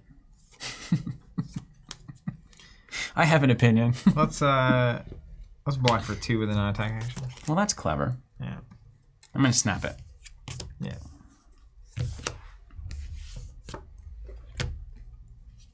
Luminous Ascension. Here we go. Why not 2? Oh my goodness! Sometimes it just keeps Swing for 5. on going. 5? What kind of garbage pail is this? 5. Okay, and it gets +1 for this attack or the turn if I block. That's a great question. This turn, attacks you control have +1 while defended by an attack. So the attack itself gets +1, not the weapon. It's the swords that get the permanent +1. Yeah, the sabers, yeah. You gotta watch out for those guys. It's coming for how many? 5. Come on, no. This is basically all of the... And you gotta give go again twice. Yes, I'm gonna drain both souls, 5/5/5. Get 3 attacks at 5. Yeah. So if any of them hit, I get more soul to potentially do more things. Yeah, but you're not going to do that. Yeah, I think you just... I think I just kind of start over here.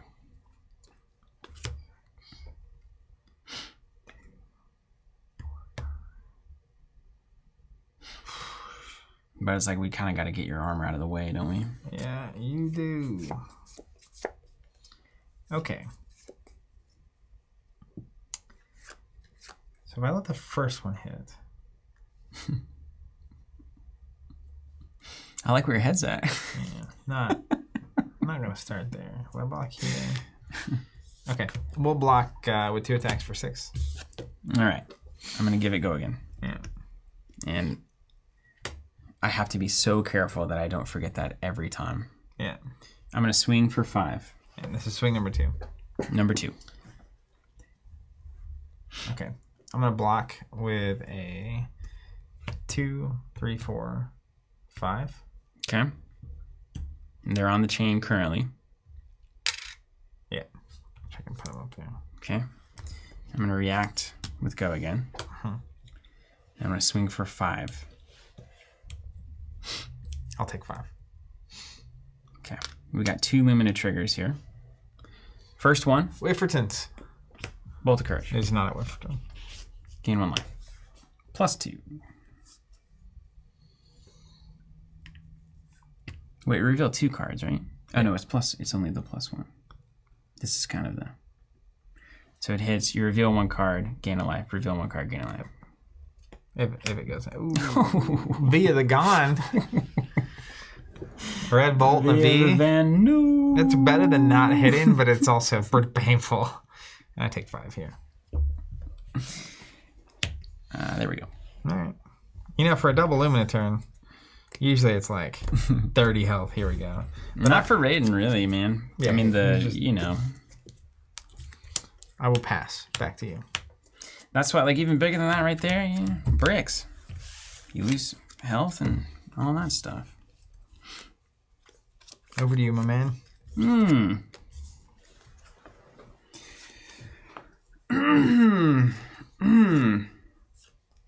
Tunic.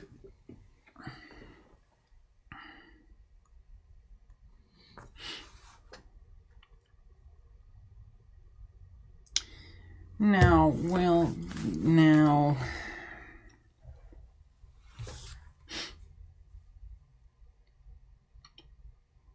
gonna be honest with you. It's pretty good. This is pretty good. Okay, we're in the driver's seat now, boy. We're in the driver's seat now.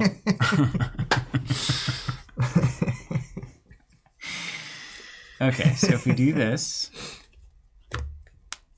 then I mean, dude, I'm. All right, hold on. We gotta get in the Bolton mood here. We're not charging enough. We're not feeling spiritual enough. Okay, this.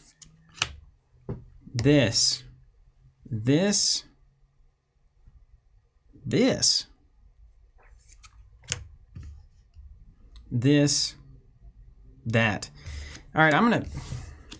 Yeah, he laughing now. I'm doing it.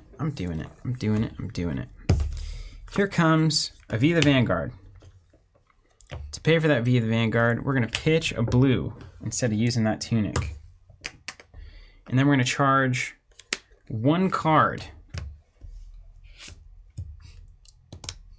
Okay? Here comes 4. I played against the Bolton on Saturday, and the vigor with which he would announce giving something go again before the end of the thing, very pronounced, because I know at some point he kind of softly did it, and then his opponent was like, you didn't give a go again. All right, no block.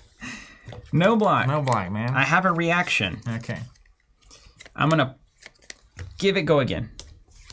See? Right there. I could have been like, take 4. It's because we've all forgotten it once, and you lose that game. Yeah. It's like, I'll take 4. And they're like, okay. And then it's like, oh, you didn't give a go again. And it turns over. Now, here's a question for the Peanut Gallery. Do you go ahead and use Helm of Sharp Eye right now? You've got the money for it. You lose 1 armor. Ooh, mistakes. In the future, you might use Helm as soon as possible. Just do it, right? Just do it. We got at least a couple turns left, right? I mean, I feel like I'm through 2 Luminas and I see 2 Vs now. I've got 2 good cards left in my deck. So they kind of need to do a lot of work right now. Yeah, well, you know. I don't know. Let's just go big. Let's go big on the Helm. Moxie. Let's go big. How about this? Oh, a red thrust, the best hit of all. The best possible hit. It's unbelievable. I'm the luckiest Helm of Sharp Eye man in the world. Yeah, you and the other person is playing. It's tough competition. Hey, pay 1 for that Helm, sir. Okay, thanks. I won't. Okay. I'd say use it when you can. You might not get another opportunity. And the Rhyme River says the whole deck has 2 good cards. Battlefield Blitz, 5 with Go Again. Okay. You mean 6? 6 with Go Again. Thank you. For those Floating keeping track at home. 6 with Go Again. Man. John, I do run a Remembrance in Control, but not in aggro. I haven't yet. I might need to, but I haven't needed to do that yet.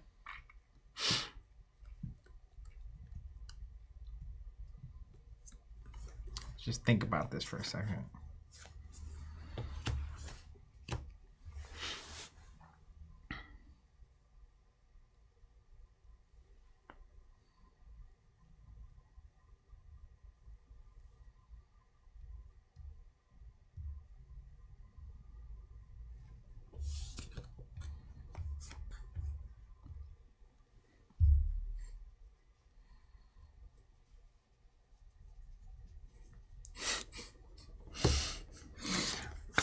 All right, coming in for 6. 6. Just 6 damage. There's not even any... We're just going to take 6. Has Go Again naturally, of course. Take 6. Okay. Interesting. We're open for business. Let's play the Valiant Thrust off of our Tunic. Ooh. For 8. Somebody fan me.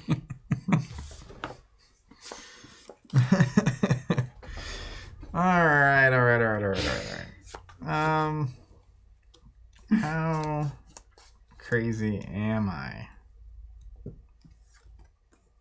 Pretty crazy. So you can come in with Raiden for 4 after this. Your skeleton, I have a token on it. I'm blocked with You didn't block with that? No. You didn't, that's right. Nice. I'm just making sure Shatter doesn't get me. Yeah. You know? Really appreciate that. I know it's not in the deck, but I have to honor it. If I was playing in a tournament, there's no way I would ever risk it. All of these Bolton players are very excited about Dude, that. let's just take 8. Let's see where this goes. Oh. You might give a go again stuff. We're gonna give a go again, of course. We're gonna give a go again. Now, don't I have decisions here? You must have the hand. What am I gonna? If I block with an attack, you get extra. So like, even if I'm on equal damage terms per card, I may as well do it to try to get the cards out of your hand. And I think you'll take it given how much health you have. No matter what I'm sending at you, when I'm at 16, you're probably gonna take it and send it back. But I got the old pivot secret. How dare you? You also have, you run out of souls. You didn't have go again. I did. I gave it. Just did. That's where this V came from. I announced it publicly. Ask the chat. Take 4. Take 4. That's not how that works, sir. Oh, you're gonna block Raiden? No. No, but I might. Now here at the end of things. Take 4. Take 4. Take 4. Take 4. Take 4. Yeah.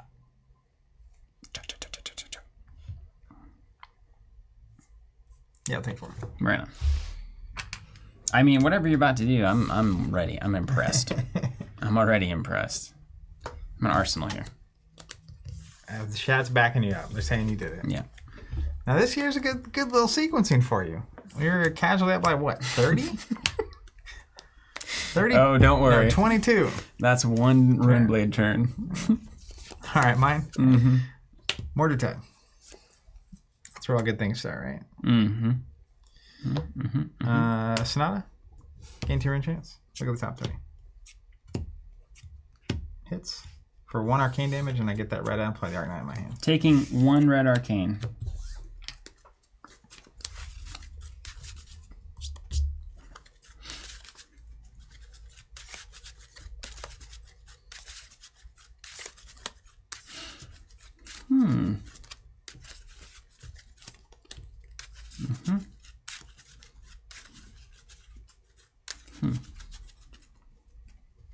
All right. Now,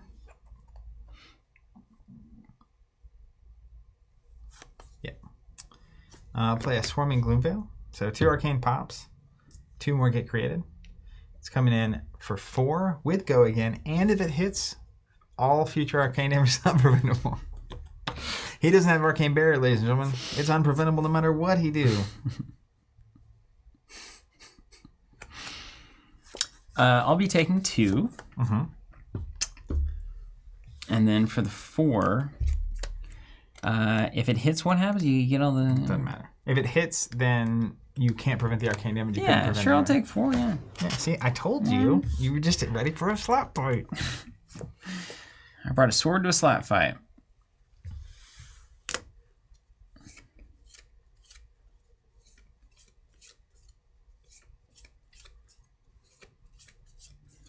Joshua, Ignition and Bolton unfortunately doesn't work because I think it's only for card abilities, right? It's not for attacks. I can't remember. We looked at it. I don't. It's great for like sabers and X's, but I don't. Yeah, Raven's saying I don't know if being an equal damage tells the whole story. You could probably go into a full fatigue setup here and maybe outlast it. Maybe after run 1 Remembrance forever. I don't know. Still got 1V in that deck. Let's play Oath of the Arcanine. Yeah, banish that Sonata. We'll get there. I hate that. Play Oath of the Arcanine. It creates a rune chant, which is actually 2. It also creates 1, but it's actually 2. See what I'm saying? Then decision time. Cunning time. Time for you to move out and never end. It's so much extra value. Actually. Let's play Amplify the Arcanine. 6 rune chance pop. 2 more get created, and then 7 damage attack coming at you. No hit effect. No go again. Nope. It's the end of the chain. 6 ruin chance. I'm going to take 6. And then what's the other number? 7 physical. 7 physical? You're not supposed to be doing those kinds of things.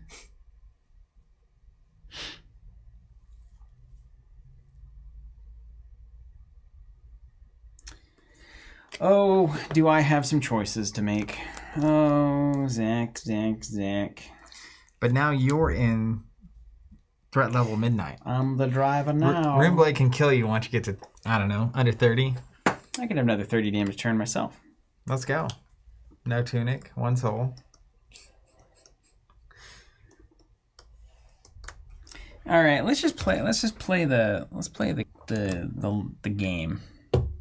It's all happening. You got me down to 14 there. Griffin Lobster, my numbers, they're large, you see. All right, we did it. See, that wasn't so bad. No. We just decided to take damage and make the game go faster.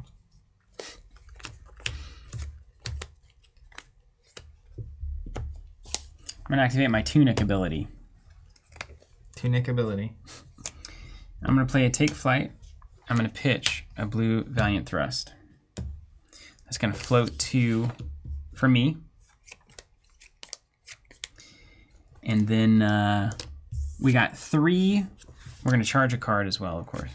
Of course. Cool. It's a Fate Foreseen that I didn't play. So log it in the testing brain. Okay. Could have, didn't. No block.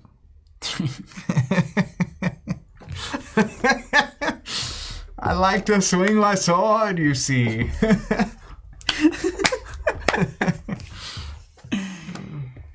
Okay. So now that you're here in this world. Brett McCoy, what's up? Saying, hey, Steven, Zach, good to see you guys. I've been looking at joining your Armory Discord League. Can you talk about how it works? Really simple. You sign up. And then about a week and a half, 2 weeks before the first of a month, we'll charge you $20. And you'll be on the list. You'll get an email that says confirm your details. You'll click that. You'll confirm your Discord name and your email there. Once that's confirmed, first Tuesday of the month, you'll show up on our Discord channel. Be there about 8 o'clock Central Time, PM. There's a hashtag Fab League Updates channel. In there's a spreadsheet. You click it. It'll show your Discord name with your table number.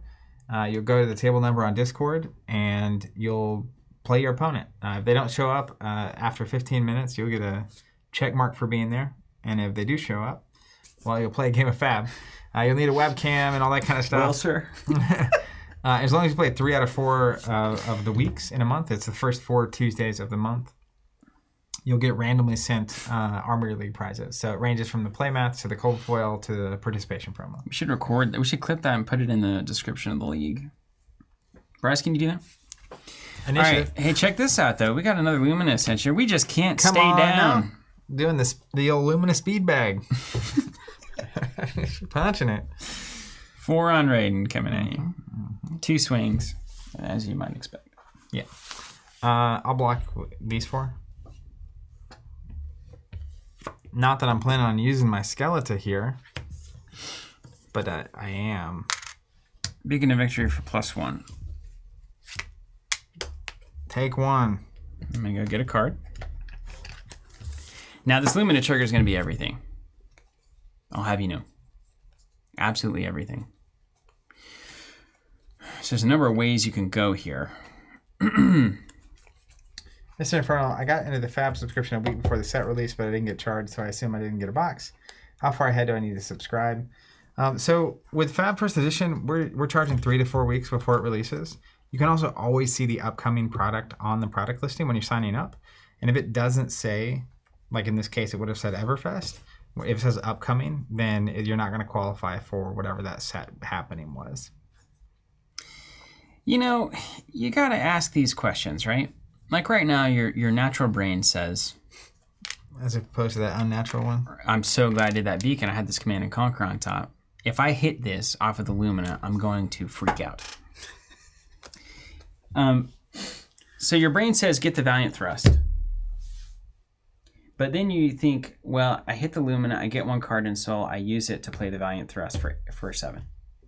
Good. You could also make this into an Illuminate for 4. Does Zach block it? If not, we have Soul so that we can actually do something over the course of the next play of the game. Or you get Engulfing Light. That goes into Soul, but Illuminate would be the one that you get there on the Soul train. So do you make a mistake here by draining Soul completely to threaten 7? Because like my next threat, assuming that I hit the Soul, it's gonna be great, is I'm going to be doing 4 again. Because right now Raiden doesn't have go again, right? It doesn't, no. So this will be empty, but Lumina will trigger and hopefully put one of these 95% chances of hitting it in the Soul. Yeah. And heal me 1. And if it does, then you can Raiden and also swing with do the Raiden, thing. go again, swing 7, Yeah. and it's going to be coming in at 5 because of Brave Forge. So I'm going to threaten 5, and then if you take that and you still have your hand, now you're on 3. I threaten Valiant Thrust. You've got to block with at least 2 cards. I think that's right. 4 still honors 2 cards as well, I suppose. The 1 doesn't leak. I'm going to get Valiant Thrust. I don't know. What is Chaos Theory says Illuminate? See, I think you're going to block whatever it is. I think I'm going to block the Raiden.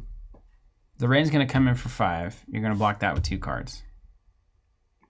Likely. You have to. Because right? it's going to get you a soul and a life. If I don't, then I feel like that's far worse than whatever else you're going to do. Plus, I'm going to know what it is. So if you show me Valiant Thrust, right? Mm-hmm. I'll block the second Raiden and then take the Valiant Thrust. You'll take it. 2 card hand. Yeah. I can't not threaten you here. Well, that seems pretty good. I mean, you kind of got to go there, right? It's pretty good. Because if I play Illuminate on the end of that chain, what do you do if that happens? If it's you spin 2 cards, block 5, then I play Illuminate for 4. You don't touch it. You go down to 4. Well, I get if a you card grab in Soul. Illuminate here, right, The problem is you charge. So unless I have a non-attack that blocks for 3, it's 2 cards to cover up the Illuminate. And there's a lot of wasted value there for me. So it may end up being that I block both, but not fully on either. Gross. Huh. Blitz is great here. Blitz is really good here. Yeah, because you can blitz and then swing the sword. Yeah, why? You see, why? Thank you. See, I wasn't. That's the best choice. I just put it in last night after Will and I were talking, and it's not even in the dream stream. Yeah, it's not even in the brain. Yeah, I think that definitely, because then you get Raiden and 5. Yeah, so really go again here. Yeah. And then it doesn't matter what I do. I'll hold this.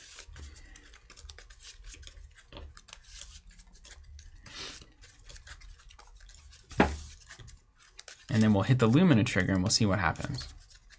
We know what's going to happen, dude. It's like playing Arkham. We know what's going to happen. We know. You want to cut this deck? Can you, though? So I don't blame myself? Yeah, you can blame me.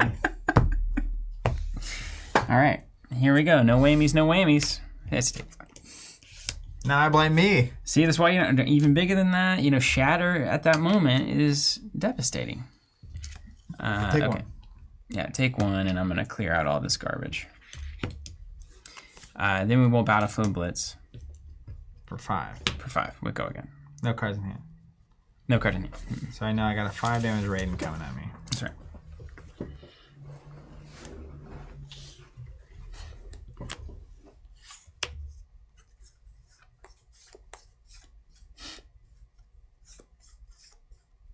We worked it out. We worked it out. Chat's so helpful. Everybody gets to learn together. From my ramblings. Oh, don't you know?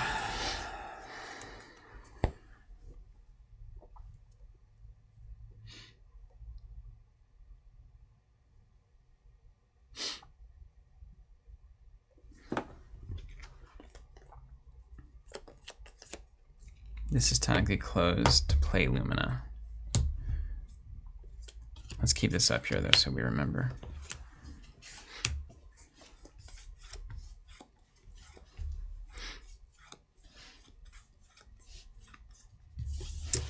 All right, let's take 5 from Battlefield Blitz. All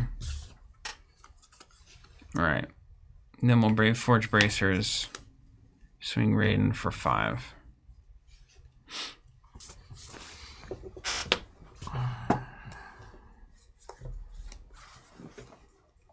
You gonna let it hit?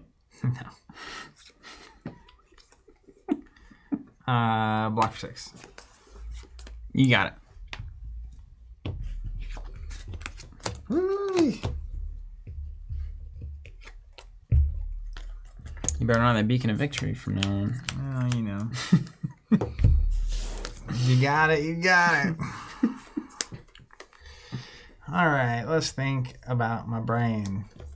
Let's start here. Sonata. You'll get out of jail free. Miss. Got one. One arcane coming at you. You did it. That's the right one to get, too. I'm telling you.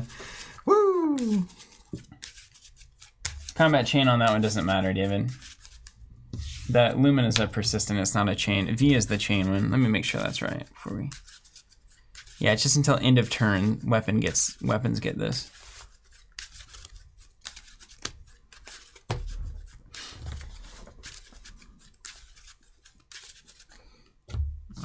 Let's think about my life.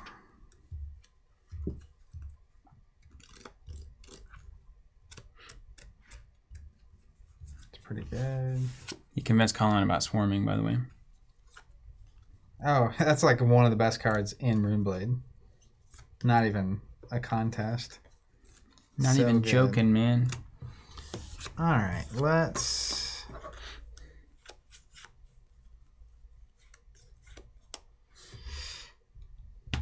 Skeleton.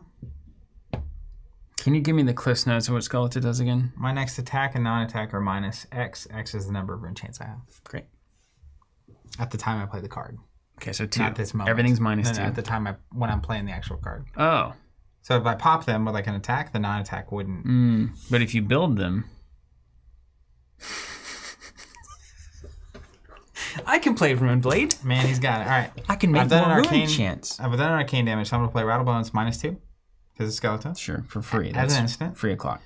It's a non-attack action, so Viscerate will trigger.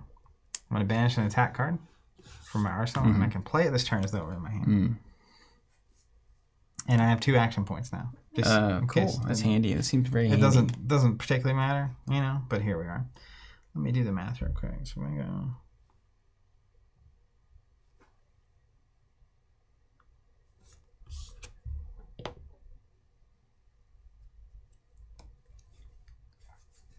What's up, Kafrika?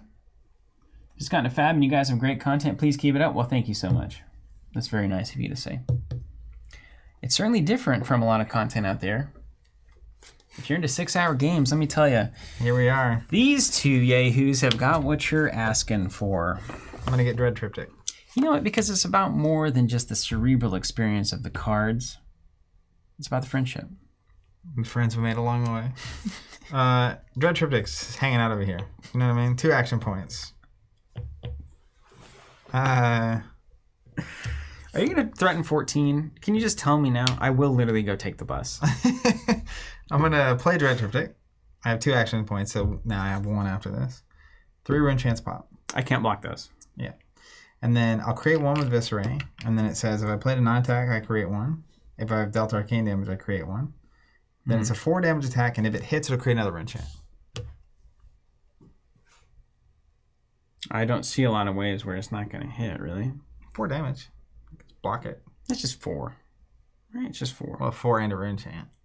But then, like, you got 2 unblockable rune chants on the Rosetta Thorn. And 3 sitting here. And then that would be 4 sitting there if I don't block Yeah, this 6 attack. total. Yeah. So if you take the 4, just on the arcane damage, you know I can get you down to 1 without this card. Mm-hmm. What is that card? I don't know. You saw it, actually. What was it? Swarming Gloomveil. What did I do? 3? 4 damage. 4? It says 3 on it. Well, it's got +1. Oh, we got to read all the text because it's Runeblade card. Got it. Yeah, like you do. Does this thing have go again? No, but I had 2 action points. Right. So if you play that, you can't play that. The Rosetta Thorn. That's right. It's A or B. Yeah. Isn't that a tasty question? Okay. So we take 4. Then we take 4. That's 8. 11 minus 8 is 3. And then you can play something that does 2 and 2 or 3. It's really 4. Because I have to read it? Because it gets go again if I've created 1 rune chant, +1 if I've created 2. Yeah. So it would have go again, but you wouldn't be able to pay for it. It's free. So it will have go again. And then you swing the sword. I can't play this and swing the sword because I don't have the resources. I'm going to take it. I'm taking it. But like that's where any card extra from last turn that you made me block everything is an extra rune chant for Viscerate and then a sword swing. That's so good. Yeah, and then one of the cards you made me block with was why'd they print the cards so good for you? Yeah. Anyways. This, if you're gonna block any, this is the one. Winning Agenda is right. Yeah. But what you guys don't know is I don't want to block any of it. Well, that's an option too. Well, not really. Right? 4. Yeah, I can kill you if you block nothing. Yeah, I got 3 on the board. Yeah, but if you're gonna use a card, then I can't use a card. Because you're over here on 2, like a fool. Now, you could Brave for Bracers block, take the rest of it, and still be alive. Yeah, I mean, I'm saving the bracers, you know.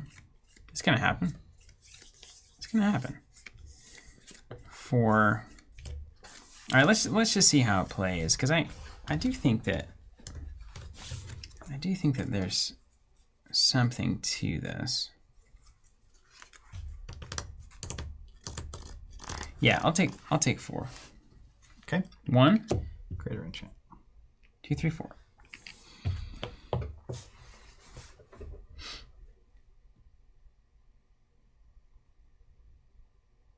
Because you can pitch 6 arcane, and then I block with Brave Forge. Mm-hmm.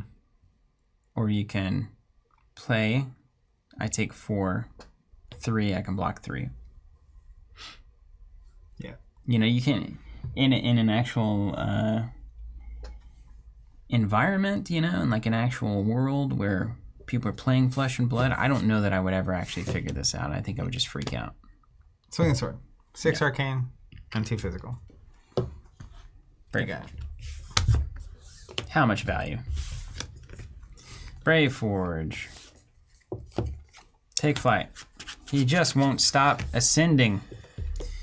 Pitch a blue Valiant Thrust. And charge a red Valiant Thrust. And of course, I will trigger Take Flight to activate my Tunic.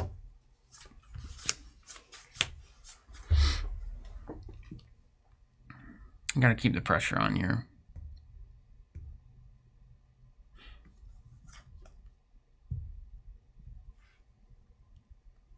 Coming in for how many? 2. 2. 1 card in hand? 1 card in hand. Ah, you got it or not.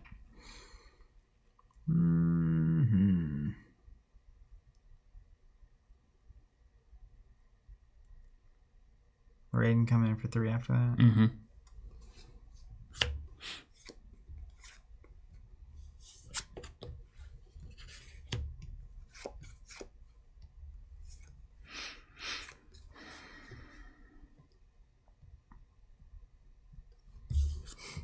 It's funny.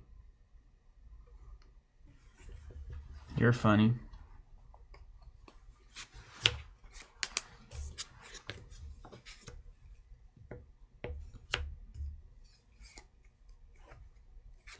I can't. If you've charged, it's 0 for 3. It can be your sword as well. Yeah. The pump. Yeah. There's no dance in that dance. I'll block for 3 with that thing. Okay. I'm gonna give it +3. Yeah. I'm dead. Yay! That. So technically,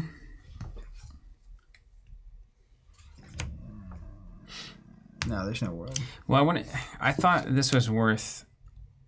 I think this is almost. I mean, it's very difficult because if you overblock here, you also have to overblock on Raiden. If I have the pump. Yeah. So like. That's what I was saying. If like, you have it, there's no. I could technically overblock here. Yeah. Then you swing the sword, and then I can block with a 9 attack action, and like my boots. Mm-hmm. But then you can still get to the lethal. Yeah. So I'd have to block with my whole hand, and that's going to keep being the case. Now. And then I arsenal those. Yeah. Which is the problem with it. And then I go pump. Tunic, Arsenal. Yeah. Let's see what we get though next turn if you'd done that. Because this could be Potato City. Let's say I did. Because I also had, if I keep... Oh no, there's no potatoes If here. I keep a blue, I can create a enchant, swing the sword, and you die. Because of the enchant. Yeah. So if I can keep the 1 card... That's... But if I block out, which I could have done, then I draw 4, I technically have an out, which I would have drawn. So let's just say you... All right, hold on. Show me what you would actually... Yeah. So what that actually looks like. The thing I was looking at was, if I just block here, then you swing the sword. If you don't have the pump, then I can block with a 9 attack action for 3, not take any damage. Mm-hmm. Then my turn comes, I can create a enchant, and then swing the sword. Mm-hmm. 1 arcane pops, you probably die. Even if not, this goes in arsenal. Right. Now, if I really want to get... Do you have a way out of this turn? Yes. What is the actual out here? So, block for 6. Okay. And then swing for 3. And then block for 6. Okay. So I cover it up. Comes to my turn. Pass. Right. So Back I to arsenal this. Yeah. Do you have like the reaction that does 1? Potentially. Well, it's not the defense reaction. So you're at 1. Yeah. And I was aware of this out. And I was hoping I would draw it like going into that last turn you had. Show me the out. Okay. Then let's do... And it's a fun Runeblade trick. Yeah, we need it. I need to see it. Tunic for cross the line. Charging. And you almost just hold Tunic here. 5, 4. That's a 2-card block. You've got that. Yeah. Okay, so then Tunic for cross the line. What do you got? So then I block for 4. And then we go to the reaction step. Mm-hmm. So I would have to start by going +3. Okay. Then I got to charge too. I charge this guy. Then I would pay 1, activate my creepers. All right, what's it say? I can only do that if I've attacked or blocked with an attack, which I have. Mm-hmm. I can play my next non-attack as though we're an instant. So then I'll play a Sonata. I'll pay 2 extra. So you look at the top 4 cards of my deck. Oh, nice. So you can play that as an instant, and then it does arcane damage. Right on. So I had 4 attacks, so I miss anyway. But that's definitely, like, on that kind of a play, I've done a lot before. Yeah. I mean, I hit the Sonata, and then I didn't hit the Sonata. But that could also be 2 arcane in the pocket, you know? Yeah. Well, and I've done it before where I actually... Because Skeleton's an instant. Yeah. So you have these weird moments where you have like 6 rune chance, and then your opponent is on like 3 life. Mm-hmm. And so they do the thing, you block, you do that, you Skeleton, you pitch Crazy. like a blue, and it's like you're actually looking at, 8 cards. Mm-hmm. And if you hit 3 attacks, and man, there's so many outs. It's so slimy. it is slimy. It's really wild. These decks are slimy, man. really I'm just wily. trying to play some attacks. I'm trying to do some damage, man. And you're doing all sorts of weird. Your cards are moving in all sorts of different. But that to me shows you had the double Lumina early in the big turn, but I had all of the power cards early. going first is really relevant too in a tempo match. Yeah. Yeah, it super absolutely relevant. is. I don't know if you can get away. I don't know if Brave Forge here would win me more matches than the Norrön gloves. The reality is, another tough piece of that is like, if you don't have Arcane Barrier at the end, like you didn't, You should just block and build. if I have a blue, you die. Yeah. Yeah. But also, if you see no Arcane Barrier, shouldn't you just block and build the entire time and just OTK it? Maybe. And I don't know if it's OTK precisely, but it's also knowing that you can't stop the Arcane, I can just wait till I have turns that are unbelievably good because of that. Mm-hmm. Yeah. Mm-hmm. Science Saints, Steven likes to play some good old Flesh and Blood, no slimiest. That's completely true. Yeah. And the play against Bolton might be OTK. Put in the D-Reacts and Maybe. just build. Yeah, it could be. I think you have to do some Arcane Barrier 1. You can't just lose to something dumb like that. Yeah. But I don't know where it goes, because if you think about it, in both games, like Sharp Eye did 9 value, like 8 value here. Yeah, it was good. Most of the time it's going to do 3. So I'm not even close on that math, on the race. So then the question then becomes, okay, so it's a hard race to win. How do you make yourself faster, or how do you make your defense better? And that is where we would look in the testing process for that answer. Do you have any immediate thoughts? For Bolton? Oh, man. It might be boots. Yeah, it might be boots. I do feel like boots are... Obviously, they let you have turns that aren't normally turns. Mm-hmm. But I feel like your biggest value turns are coming in the Vita Vanguard, the pump, like, I don't know. Maybe a Sharp Eye Brave Forge Norrön is what we have to do against Runeblade. As much as I hate it. I think you probably have to have one. Yeah. Because there's positions too, like, that's part of why you play 10 times in a row, right? Is maybe you can get away without it. But also, like, that turn that we traded, I really shouldn't be trading. Mm-hmm. Because I did trade you down to about the same health. Mm-hmm. But you have tempo, right? Yeah. You're the one in the driver's seat. We talk about that in the Fab Foundation series. But that's also good to see, because, like, my gamble was, if we trade, you will also be lower on gas. But then you actually followed up the next turn with, like, a really strong hand. Yeah, actually there was a lot of gas. There was the gas was everywhere that game. There was a lot of gas. So let's talk about Norrön. So conversation here, John saying Snaps is too important, can't be boots. Ryan saying should be boots. So if we think about it, so Snaps is not saying it's not much better than One Card in Soul. Snaps is insanely important. Yeah. So a lot of times what you'll find is you'll have like a Lumina in Arsenal or Lumina in hand, you'll have any of your charge cards that don't naturally have go again, so anything but take flight, and you cannot do anything with that hand except play a charge card and pass. So snaps there is play Bolt of Courage, snaps it, come in with Lumina, double Lumina on multiple Raiden swings. Those plays going away is terrifying, ultimately. Tunic, used it probably once, maybe twice. Used at least twice, right? So then that's and it provides lots of value. 2 resources in a block is pretty good. It's a Tunic. Sharp Eye there provided 8, and last game provided about 4 plus a draw, so 7 in value. And those are the best things Helm of Sharp Eye is ever going to do, and I don't think you win if you don't hit these past couple of matches. Brave Forge, 3 block, and conditional +1 every now and again, and it only rarely matters. Unless you're on double Lumina and you can take it to 6 with Brave Forge, it doesn't matter that much because most people are dumping 2 cards into that block anyway. Yeah. So getting it to 6 doesn't matter. So yeah, I don't know. Ryan's saying it only gets you out once, but the thing is, in a 6 to 8 turn game, you don't need 1 time's enough. A turn where you have Lumina in hand, or even something like a Valiant Thrust that you need to get on the end of that chain. You're sitting there with your Tunic up, and you have to block with those cards instead. You can't block with Lumina. I don't think that's possible. So I don't know. I mean, you'd have to test almost all of them. But Helm is exciting. I don't know what I would cut for this, even bigger than that idea. It just gets you a Quicken token, basically. And a card, right? Yeah. I mean, it replaces itself. So, it gets you a Quicken token plus. Yeah. I mean, I think the thing to me about that is the Quicken, at least in Ninja, particular pieces are valuable.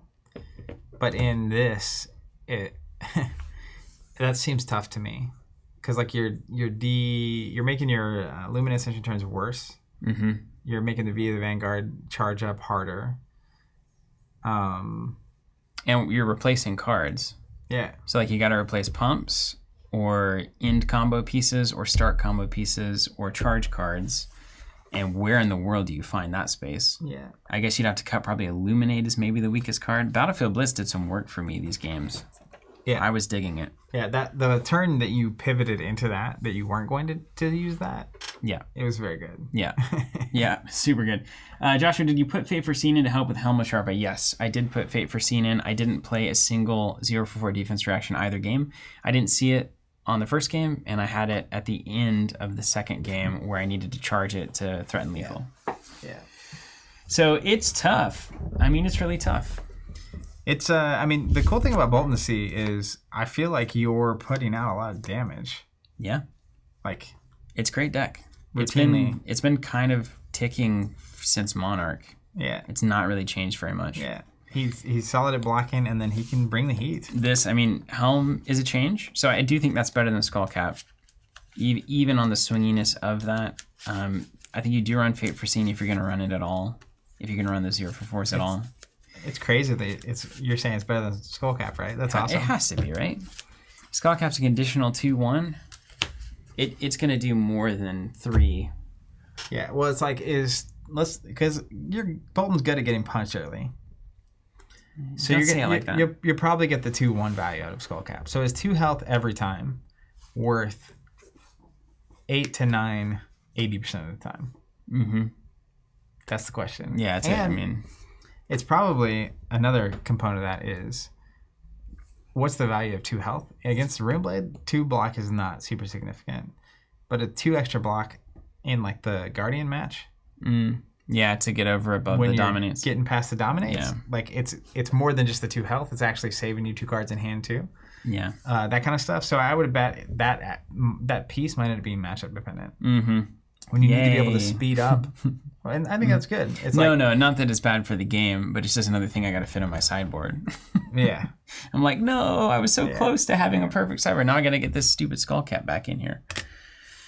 But it works particularly well for Bolton because Via the Vanguard is a compounding style card. Mm-hmm.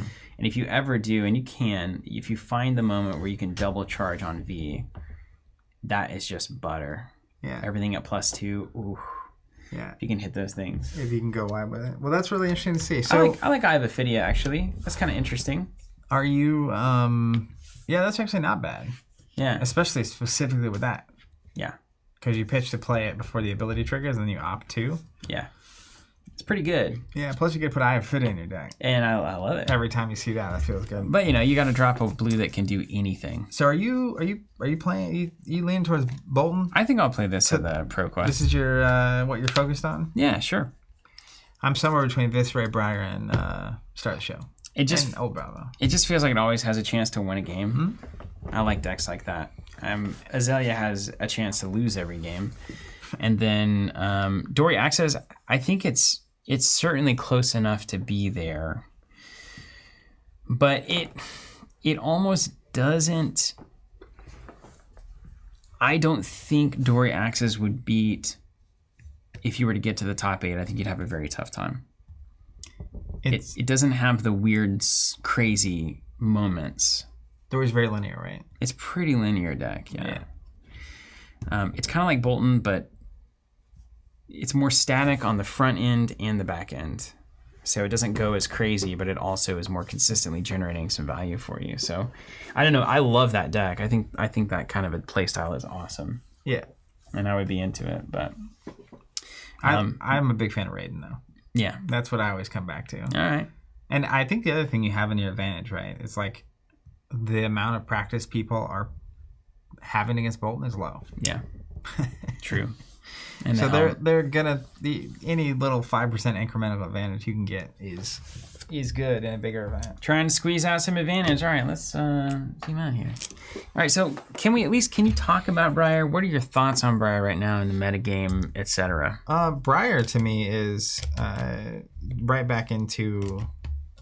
I'm currently on Earth Briar, which is faster than this. No, it's not. That's surprising because it seems to put up giant numbers. So it can. Welcome to the game of Flesh and Blood. Yeah.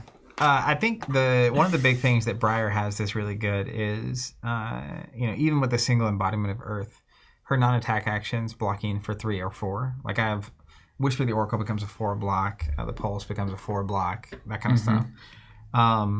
So she's really fast. But I think when you're on just pure fast, Vis goes faster. But like this list, part of the problem is that into fast, I took pieces out so that I could play against Bravo. And when you're having to fit an aggro deck and an OTK deck in the same list, that's a lot of there's problems. A lot of pressure. Briar has a little OTK light in that she has Mount Heroic. But if you play Mount Heroic and they actually force you to block, that's where if you build Rune Chance and they force you to block, you just wait. Yeah. Yeah. Her big play with Heroic goes away if you don't use it. So if you take all the Heroic damage and then swing back is what you're saying? Well, so a lot of times it'll be like I can play a Heroic and do a little bit, but the turn is the turn after Heroic's in. And if that turn you actually do your double Lumina where I either take a bunch of damage or block, it gets weird. Yeah. And Heroic, it's good. It can be faster. I think the biggest problem is just... what was the deck I was struggling into? It's just Vis when he's on pure aggro because it doesn't like to block either, right? Yeah, but it's faster than you. Yeah. So 2 decks that don't like to block, the one that's faster is going to win that. Yeah, it has to be more defensive, so it can be. Where did Chain end up in all this? He's super good. Like similarly speed, similar approach to the game right now? I think all the Runeblades are like running very similar paces. They just have different downsides, in my opinion. Briar's is that consistency is a problem because sometimes you just don't see Heroic. Yeah, right. That's been down that's that road. Yeah. And then Chain's biggest issue is that he's inevitable and he's inevitably going to run out of cards. So you can imagine like Star of the Show against Chain. There are times when you just get Dominate Crippling Crush and like Carrion Husk helps, but there's also sometimes you just can't. They discard half your hand and here we go. Or they Spinal Crush you, Dominate, that kind of thing. Yeah, Star would be tough. You'd have to... Wow. That's actually really hard because I was thinking about the Azalea approach that I was taking in Vegas, and you if you can control and then you read in the ledger and keep their actions from triggering and whatnot, you can like put it off for a while. But start of the show is removing their hand, and that's really bad. Either removing hand or go again. Yeah, which is bad. Now they can also, of course, play a 1 blue out of hand and do 16 damage from their banish zone. Those kinds of plays do happen too, so might not be too bad.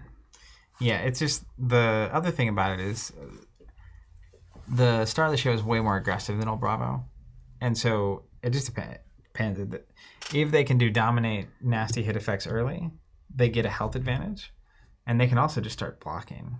Like start of the show, you have the crown, you have arcane barrier prevention, you have stalagmite, which is actually really bad, and Shane hates that. So. But Shane, like Tarek won his pro quest this weekend with a chain list. Anything weird about it? No. Lower blood depth than you would expect. Yeah. Just getting go again and swinging. That's the new chain, isn't it? Do you think that like the Frost, like Ice Lexi and Ultim are able to slow these down enough to win a game? Definitely. Against them? Yeah. It's like, is that that's the natural kind of interplay that's going on? Because I feel like Bolton's a little more resilient to Frost. Because like 1 blue, you can still play your entire lines, even if they have Blizzard and a Frostbite on top. Yeah. So, I think that's also why the meta is kind of so open. It feels amazing. Yeah. And like the balance of having, if Vis could just go all gas, he's so fast, honestly. But he can't just go all gas because he has other decks he has to deal with. And the same thing is true of everything, right? And if you're old him with ice and the shield and the hammer and all that stuff, it can be tough to like eat through that. But old him is horrible into Prism. Like just Prism's still around too. I forget about Prism every time. Yeah, Prism is a problem everyone has to keep thinking about. So there's a lot going on. The tournament results I've been seeing, I don't know if anyone's compiled them. I know last season Tower Number 9 did, but have been very varied. Like the Tulsa one was won by Vis. I saw Star of the Show winning them. I saw Chain winning them. I saw Prism winning them. I saw Ice Lexi winning one. And like you go down the list, Azalea made a top 8 somewhere. Azalea top 8, that's right. With Redliner, which was where I will say Alex, my old Ranger sad hug buddy, where we just talk about how bad it is. That's a sad club. And then we try to make it work, and then we test it, and then we're like, I don't think it works, man. And then we try it again, and it's like, I don't think it works, man. But most recent was like, dude, it's got to be Redliner, which is just like the stupidest idea, right? It's like, it's got to be Redliner. Because like everything else is anti-synergistic with Zillow's ability. It's got to be Redliner. And then sure enough, the next week, the top 8 guys running Redliner. Redliner. It's like, okay, well, at least we weren't wrong. Yeah. We just didn't have the guts. Yeah, right? Didn't have the courage. That's right. What's up, Alex? See Alex in the chat. Yeah, I agree, Ryan. He says, essentially, he thinks the meta's in a good place. It's I mean, you can do, what can't you play right now? People not playing Brute? I saw people playing Rhino and Leviathan this weekend. Not playing it, like getting up to the... I mean, I think the reality is Brute is really good into Prism. Like Rhino smokes Prism. And I thought Prism would be more popular than she was, honestly. So if she does get more popular, then Rhinar is... Like there's a small piece of the meta there that's kind of missing. Like not a ton of people are on Prism right now. So then Rhinar has some tougher, like he can't race. Yeah, that's kind of the issue. The same thing. Yeah. So I mean, he can race. He just races inconsistently. That's he has to hit like 2 Blood Rush in the first 3 turns or something. My first round opponent was Leviathan, and there was a double Blood Rush turn. It was terrifying. Yeah. I felt very comfortable. I was like way ahead, and then all of a sudden I was not. They roll scabs? Way ahead. I don't remember. That's what I always want to know. It's like, are they rolling scabs? The +2 hit. Yeah. And it's just like, Claw coming in. Here we go. Untold amounts. Yeah. 7 each. And then I was able to grind it out. But like,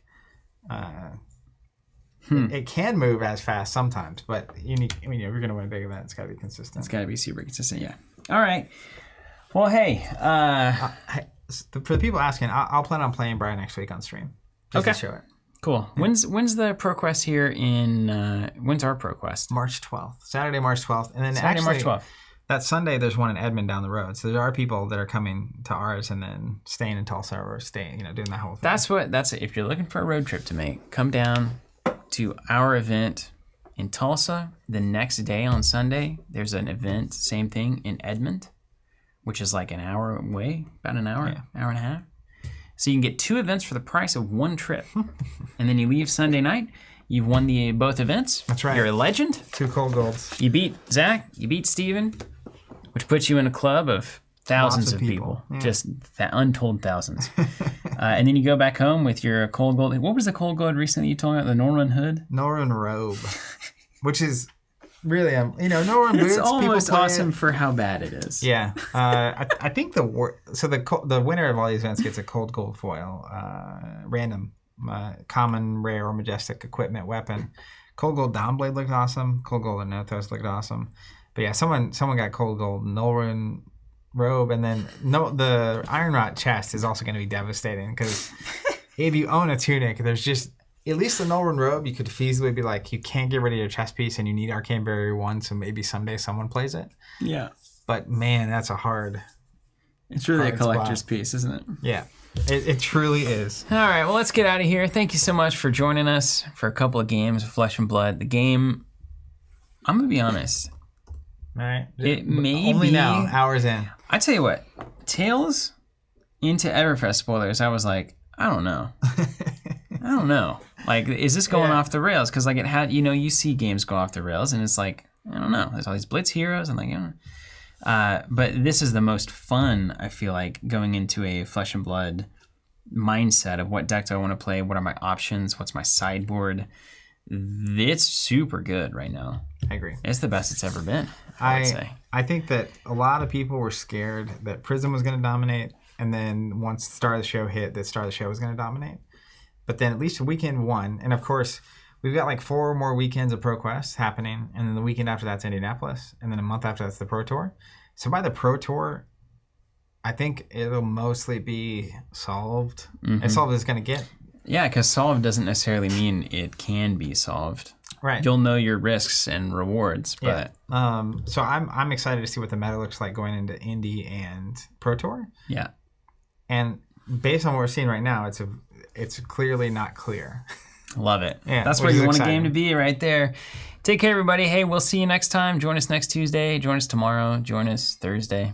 Come hang out with us. That's right. We'll see you then.